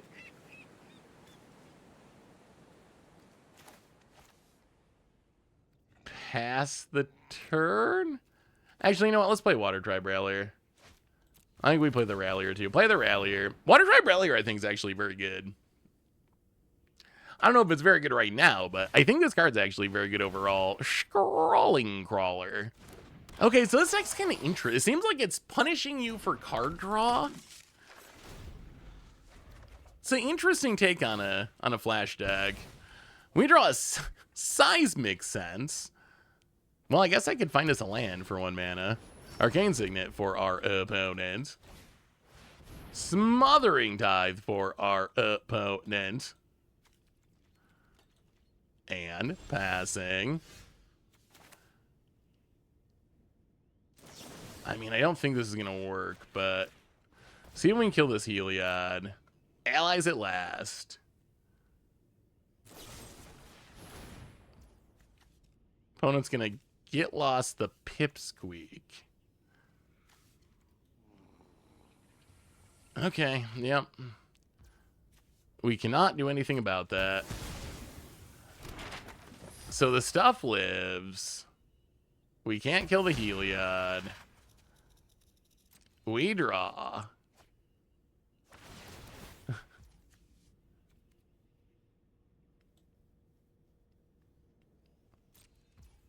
Decline. Down to 19. There's a Suki. Opponent gonna get some triggers. Okay, how about Path of Redemption on Heliod?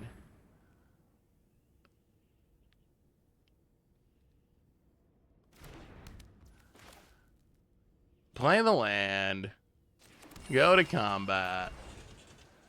Do some attacking. There's no way this is gonna work. There's no way.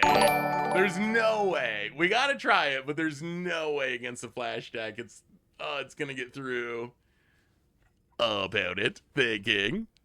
Lucid, welcome to the Fish Bowl. Thank you so much for your subscription. Big super, thank you, thank you, thank you, thank you. Product, gonna throw out a Glimmer. And gonna block. And gonna block.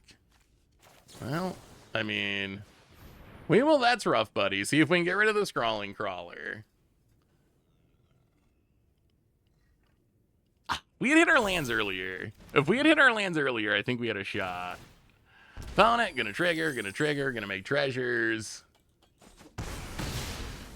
So stuff dies. I mean, the Forecasting Fortune Teller's still going. Hey, Seth, it's driving me nuts that you didn't just tell your wildcard hating nephew that wildcards are the best, actually, because they'd be any card you want. Like 99% sure if you never had him look through and craft a couple of whatever he wanted, he could have instantly got him on Team Wildcard.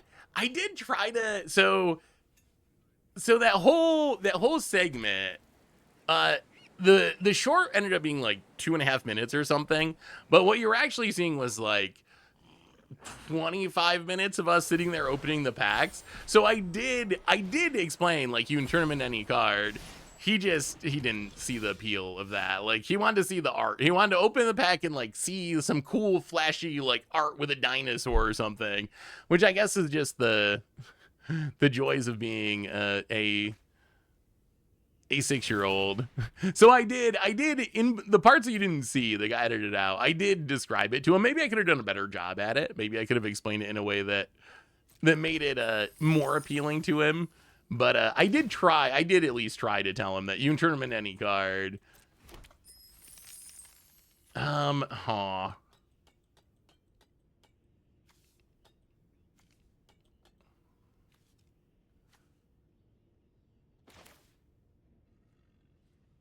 We can play this.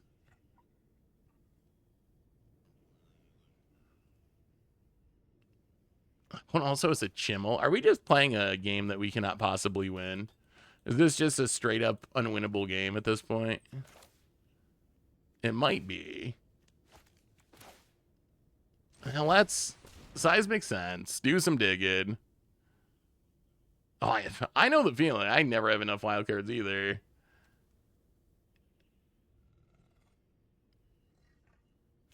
So we can take the South Pole Voyager. We can play the South Pole Voyager. gain a life. Play Suki.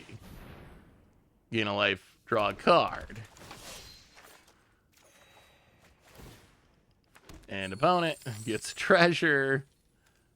I mean, we're going to get in there. If you got an answer, you got an answer. Get in there, Forecasting Fortune Teller. The big buff 4/5, and opponent flashes in an anti-casual vestige.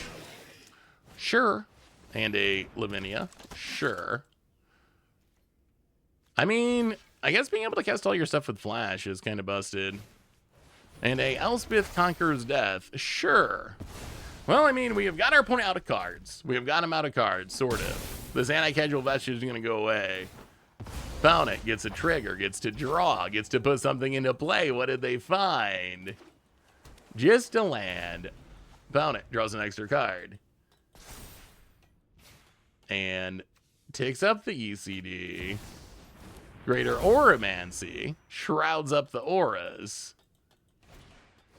Anti-casual vestige. And opponent gonna get in. Well, no blocks.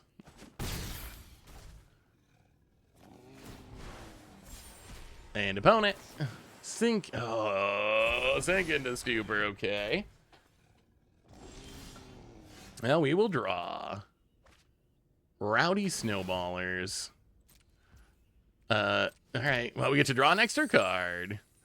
We do find a Plains. Man, I feel like there's almost a way we can win this game, but not quite. So we play the land.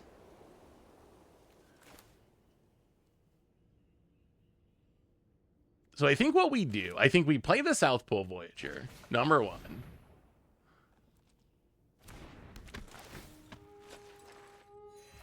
Play the Haru of Hidden Talent, number 2. Draw a card, gain a life.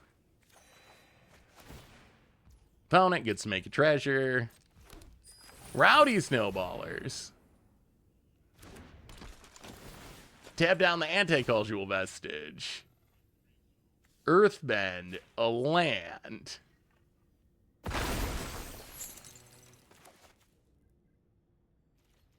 And pass the turn. Opponent, Brazen Borrower. Gonna draw a card. They also get to reanimate. I don't know if this just kills us. They can get a Skyclave or a Scrawling Crawler. I mean, our opponent's at 2. They're at 2. All we need is, like, one sneaky, like, Appa attack, but I don't think we can realistically do it. I wish we had... I mean, you're seeing the downside of this deck being essentially all... I think it might be literally all Avatar. But the fact that our removal spell is something flavorful, like Path of Redemption, rather than something that actually kills the Heliod, kind of not ideal. Kind of not ideal. Because this Heliod letting our opponent cast their stuff with Flash is, like, the heart of the problem at the moment. Is our opponent just gets to leave all their mana up and cast things with Flash all the time. They've been at 2 for a while because we hit them down to 2 and we haven't been able to get in 2 more points of damage since then. Like, we got so close before they stabilized. They had multiple Wraths, basically. That was... Oh, we would have had them if they didn't have all the Wraths. Found it. Emergency powers.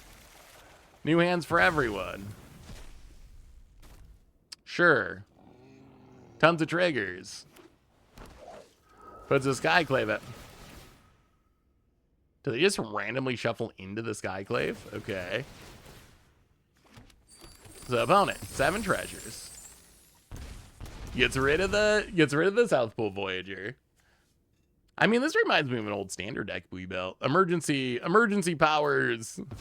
Emergency powers Smothering Tithe. That was standard from like 7 years ago. Yeah. Turns out there's a reason people don't play pacifisms. And we are looking at the actual reason that people don't play pacifisms. I feel like pacifisms nowadays, and this one kind of is like... Alright, Emrakul the Eon Storm. Emrakul the Eon Storm, sure. You got it. This one at least you can pay 5 and exile something, so that is nice for limited purposes. I feel like they really need to make all the... all the pacifisms remove the abilities from the creatures now for them to have a shot. Good game. That was a super sweet game, Badger. That was very impressive. Very impressive. All right, final 2 games. We have Third World Jesus for historic Third World. I'm going to send you a friend request. Third World Jesus for historic, Stanky Jank for standard, and that'll be the end of our viewer battle stream. Congratulations to the viewers. I think you have successfully won this viewer battle stream because it's 5-8 right now. So I'm pretty sure you got this one on. Log. All right, Third World Jesus for historic. We are going to play some. Let's play. I guess we're gonna play Mono Black Devotion. That was super fun, Badger. That deck looks super sweet. It looks super. Actually, you know what? Let's go Mono White. Mono White's probably better. Better at not being as game ending. Yeah, I feel like they need to make that the default. Like, I know they do have pacifisms that do that, but I feel like we. I mean, I guess it's probably fine. I guess it's just like. Pacifism effects will not be good in formats like Commander and Standard. So I guess it's fine because they're like good enough for limited. So maybe it just doesn't matter. If they want those effects to see playing constructed, I think they have to remove abilities like Honest Work and the Legitimate Business Person one, stuff like that. And even those are still kind of fringe because they're still enchantments, right? So there's still risk. There's still risk there that the creature just gets airbent and it falls off or whatever.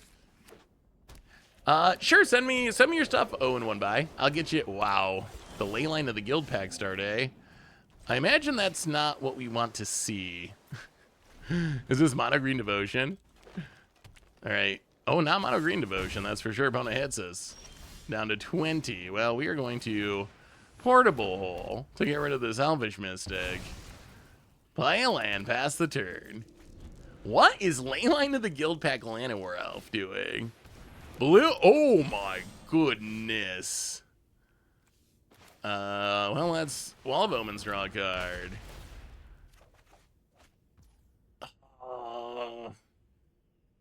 You know what? We're gonna be. We've already lost. We can't beat the viewers. We're gonna give a turn with this Bloom Tender because I kind of want to see what the deck's trying to do, and I feel like if I kill the Bloom Tender, we're not going to see.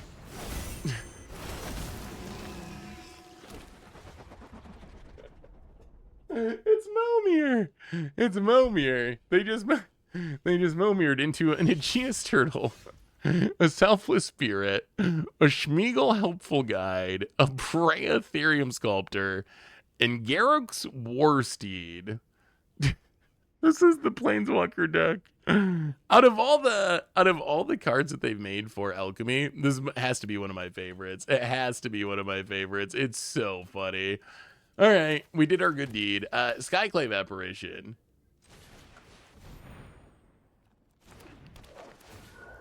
We are going to get rid of. I guess it's probably got to be Brea, unfortunately. Get rid of the Brea.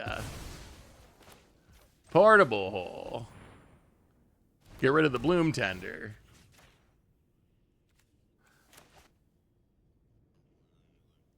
And let's see if your Momir is good enough.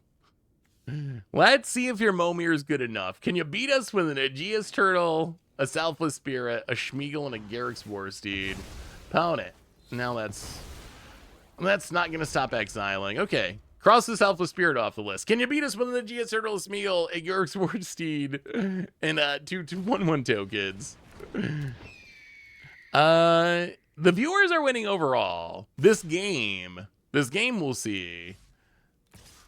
It was looking grim, but we might have answered enough stuff that we might be okay. Especially since we got some good cards coming. So we can make 5. Play a Vindicator. Play a Wall of Omens. That should help slow down some of this aggression. Draw a card. Castle Ardenvale. Pass the turn. Okay, Vindicator's good. And that gives us even more mana to get towards these Varilaxes. About a Temple of Mystery. Yeah, the viewers are going to get me this time. It's close, but technically impossible because it's only this and one more game left. So technically not enough rounds left for me to catch up about it. How are you, Mike? G. Found a passing. Well, okay. We will go to combat. We will get in. Hit ya. Get in, hit ya, I guess. Yeah, let's get in there. Get in. We're kind of okay with this Skyclave dying because we want to reanimate it anyway. So I think it's actually best that it just dies. So opponent gonna block. Sure. Drops to 15. Well, I mean, we will Verilax. Get back the Skyclave. Get rid of the Leyline of the Guild Pact. Play the land, and yeah, well, I guess we can just Castle Ardenvale. Sorry, opponent. Sorry. Sorry, we let you do the Momir. You got to do the Momir thing and build a big board, and it was pretty funny. But it might not be enough in the end. About it. Third World Jesus. What do we got, Third World Jesus? The One Ring. Okay. Well, apparently we're not winning this turn.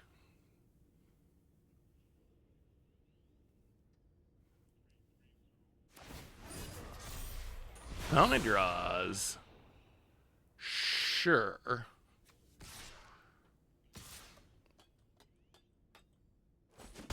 Gets in. Hell, I mean, we'll just play a land, I guess. No point in attacking. Play land past the turn. Found it. Untaps. Found a really fun combo with Phenomena Recorder and Weapons Manufacturing. Ooh, what's the combo, Remney?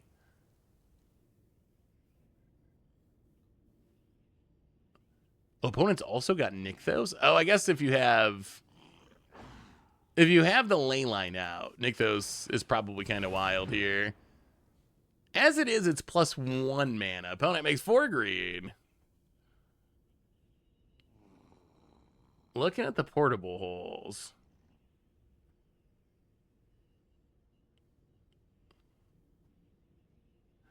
I don't know if our opponent, I don't know if we can win this next turn. Sanctum Weaver. So I think this actually, it looks like it actually is an Ornate Imitations deck. Just make as much mana as you can. Double Sanctum Weaver. Make as much mana as you can, and then try to just cast the biggest Momir ever, the biggest Ornate Imitations, and hope for the best.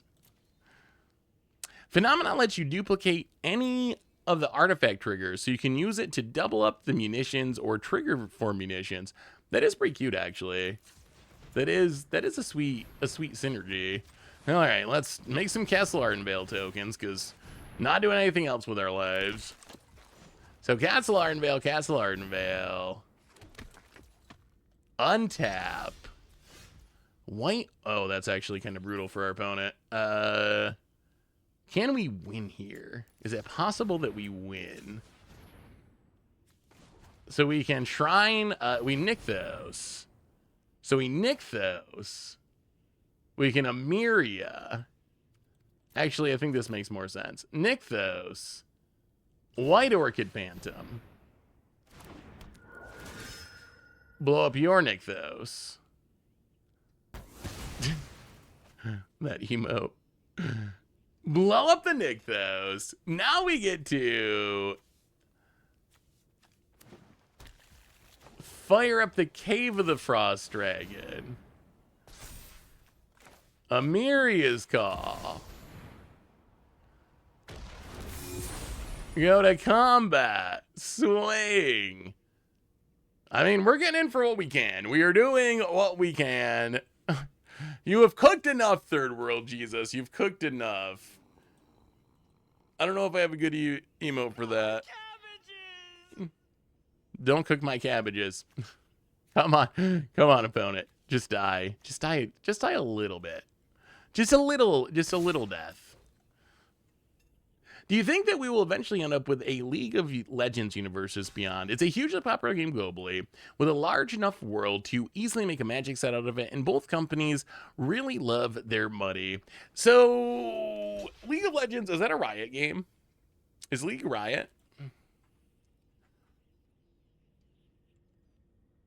It is a Riot game, right? The only thing I wonder is, like, so I think that, like Chris Cox said, if you can conceive of a Universes Beyond crossover, they have probably made a deal with it or trying to make a deal with it. So, yes, I think that's definitely a possibility eventually.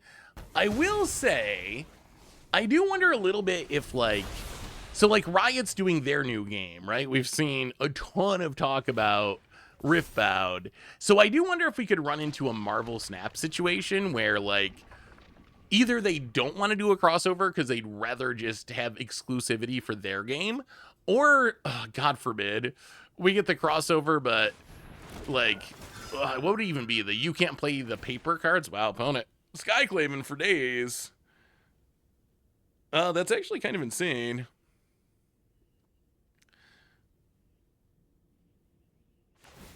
Doppelgang Skyclaves.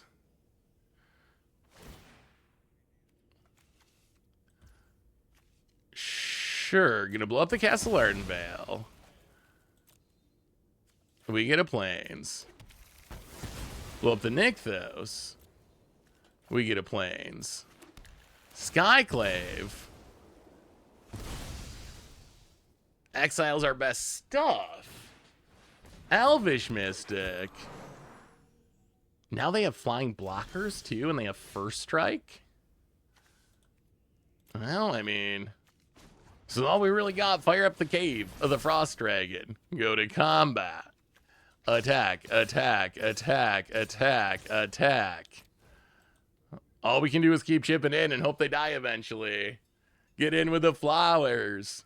Hey Seth, I created a commander card. I love your opinion of it if possible. I haven't play tested it yet. Let me see marks. Opponent, gonna double block an angel.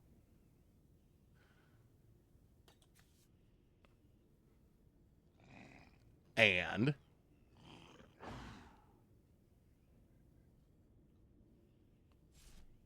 oh, just kidding. Not gonna double block an angel. Opponent, gonna double block an angel.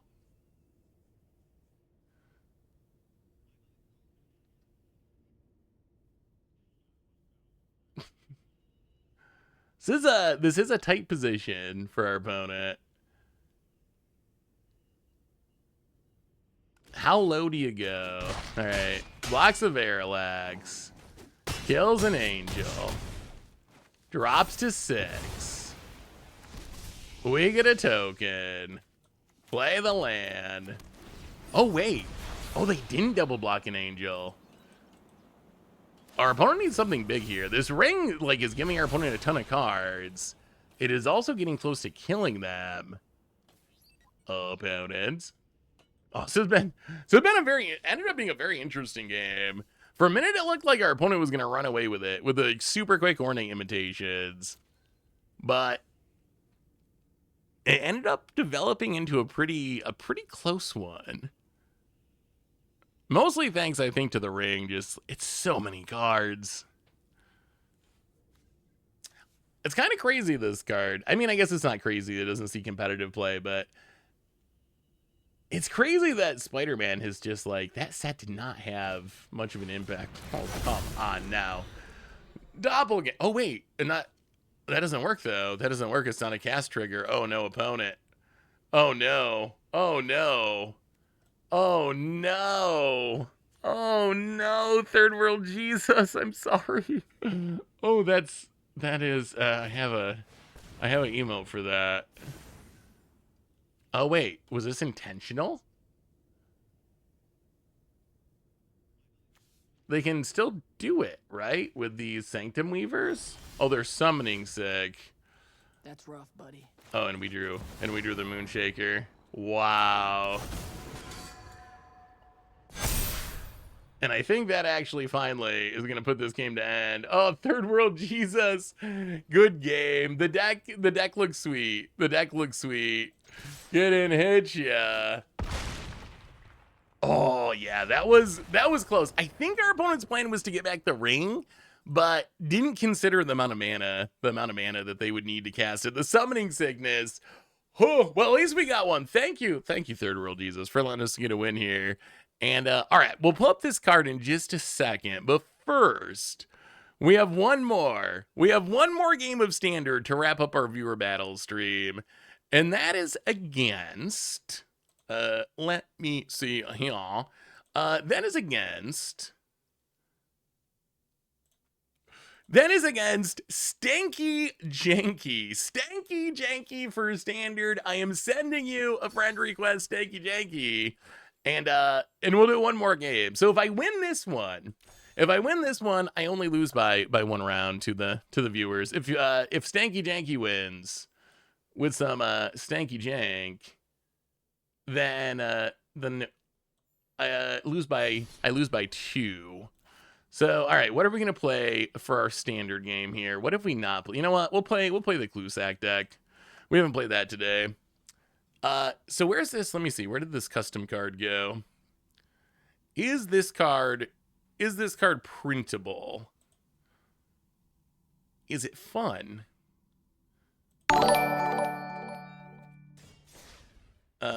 Where is the card? Okay. This is the card. Or Orberus. Philigos, welcome to the Fishbowl. Thank you so much for your subscription. Big tip, thank you. Hey man, a couple that follows you long ago will marry next week. Samuel and Mary, can you please congratulate them? Samuel and Mary, congratulations. That is so awesome. I hope you have an amazing wedding. Have a great life. Like, that's so cool. Super cool. But yeah, have a great wedding. Aboris, Master of the Serpents, 5 mana 1/5. Elemental Snake Wizard says, beginning of combat on your turn, you may exile target permanent an opponent controls until end of turn. If you do, create a token that's a copy of that permanent. That token is a 5/1 red and blue snake with haste. Sacrifice the token at the beginning of the next end step. That is interesting. So essentially, at the beginning of combat on your turn, you get rid of one of your opponent's things, and if you do, you create a token that's a copy of it. That's a 5/1 with elemental and haste. Auroribus.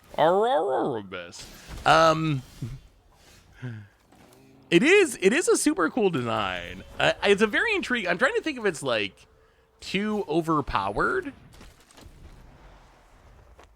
I lean towards no.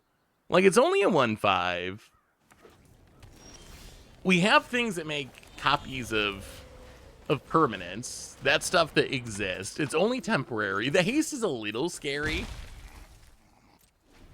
No, this is a custom card. This is the custom card. Actually, ooh, Calatamio. What kind of jank are we up against? Mill 2 lands. Mill Progenitus. Okay. I don't know what's happening, but I am officially scared. We're gonna play a Toilzor. We're gonna sack the clue, do a little surveilling. Grow our things. Mill an Infestation Sage. Hit ya. What are we doing, Stanky Janky? Mills 2 lands, draws a card. Mills 2 lands, draws a card. Mills 2... Oh, Mills Illumina. Okay. I wonder how many lands... What is your guess? How many lands are in this deck? How many lands do you think are in the deck that our opponent's playing? I bet it's like 50. Or like high 40s. I think they're playing like a huge number of lands. That would be my guess. Is it's a huge number of lands, and then you're hoping to, I'm guessing the plan is you play almost all lands. Bone it. Get a mill 2. So you get double hits with the Tail of Tamiyo. Mills 2 lands. 2 lands. 2 land. Ooh, Tail of Tamiyo. So you play Tail of Tamiyo, try to double hit, fill the graveyard with lands with the double hits. And then that lets you cast the Lumra. And then the Lumra lets you cast the Progenitus. Okay. Squirming Emergence. I mean, I guess that's another way you can do it. Bone it. Mills 4. Maybe it's only like 40 lands. Well, here they come. Wait, do we die? Are there enough deserts there that we just die right now? Is that 20 damage? If we die to this, that is amazing. That is actually hilarious if we die to this. I was thinking our opponent was going to do nothing, but that is a lot of lands. It is a lot of lands. 18, 17, 16, 15, 14, 13, 10. Getting ahead of myself. 9, 8. Okay, and then some surveilling. Or maybe the Progenitus is not actually part of... Maybe Progenitus is not part of the plan, and it's just to keep you from milling out. That's also a possibility. Is it's purely just to avoid milling. I mean, I think in the end we still get there. I think this is still lethal. Found it passes. Well, okay, we can Foggy Swamp. Get back Infestation Sage. Go to combat. Attack. Wow, that was exactly what we were not trying to do.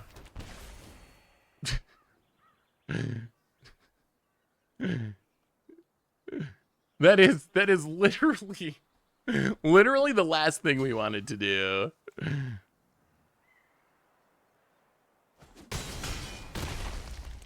Wow. Yeah. So I mean, maybe we actually die. It doesn't really matter at this point. But I guess we maybe get to see what the end of this game plan is. There's a Restless Vinestalk. There's a Lumra. We can block the Lumra. Yeah, we're definitely trying to not sack the Umbral Collar Zealot. Anything but the Umbral Collar Zealot. Opponent's deck's definitely wild. It's like desert combo. Opponent gets in. Well, we will block the Lumra. We'll take 5.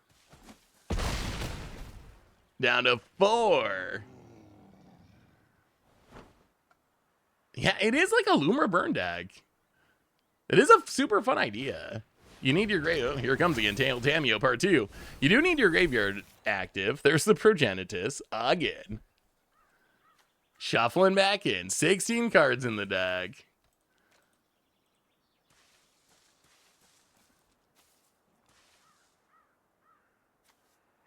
I mean, our opponent can do some discovering. Eden. Seat of the Sanctum. Eden. Gonna mill some cards. Can get back a permanent. So we can get back the Tail of Tamiyo. Our opponent has so much mana. Why not? Why not just get everything back? Found it. Gets back a Tail of Tamiyo. I wonder if the plan is you normally get enough lands in the graveyard that our opponent just wins with the deserts, but because we gained a bit of life and because we had enough pressure, they had to go off earlier than they wanted to. So I imagine the end of this is it's just going to be Progenitus in the deck, right? Like, eventually that's going to be the last card. Lumra, again. Are there enough deserts? 1, 2, 3, there are. And that's the game, and pretty sweet. That you lived up to your name, Stanky Janky, I will say. You lived up to the name because that was some super sweet jank.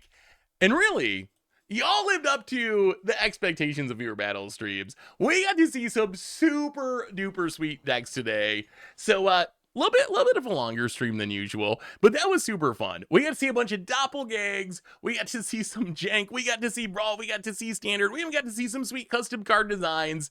So that is our viewer battle stream for today. Good news. Good news. I know there's a bunch of you on the list. I need to read the Lorwyn story. I remember. There's a bunch of you on the list who didn't get there. You will still be on the list next time. So next time we do a viewer battle stream, if you are Sir Smiles or Nishi or whoever, Birds or Chef Seth, just let me know. Hey, I didn't get to play last time. I'll bump you to the top of the list. So even though you didn't get there this time, we'll do another one soon in the future. You got to see the messy desktop. What more could you want out of a viewer battle stream? And next week, we will have a little holiday spectacular for our last stream of the year. So make sure to come back for that. Reminders on the way out the door today. Replay YouTube for the old streams. Normal YouTube. Lots of content coming up. One more shout out to our sponsor, Card Kingdom. Get your magic cards over there. And most importantly, thank you to all of you. Y'all are amazing and awesome. And I love y'all. I hope you have an amazing day. Have a great week. Come back next week for the holiday spectacular. We'll do another brewer battle stream soon. Until then, be good, everyone. Have an amazing day, and I will talk to you soon.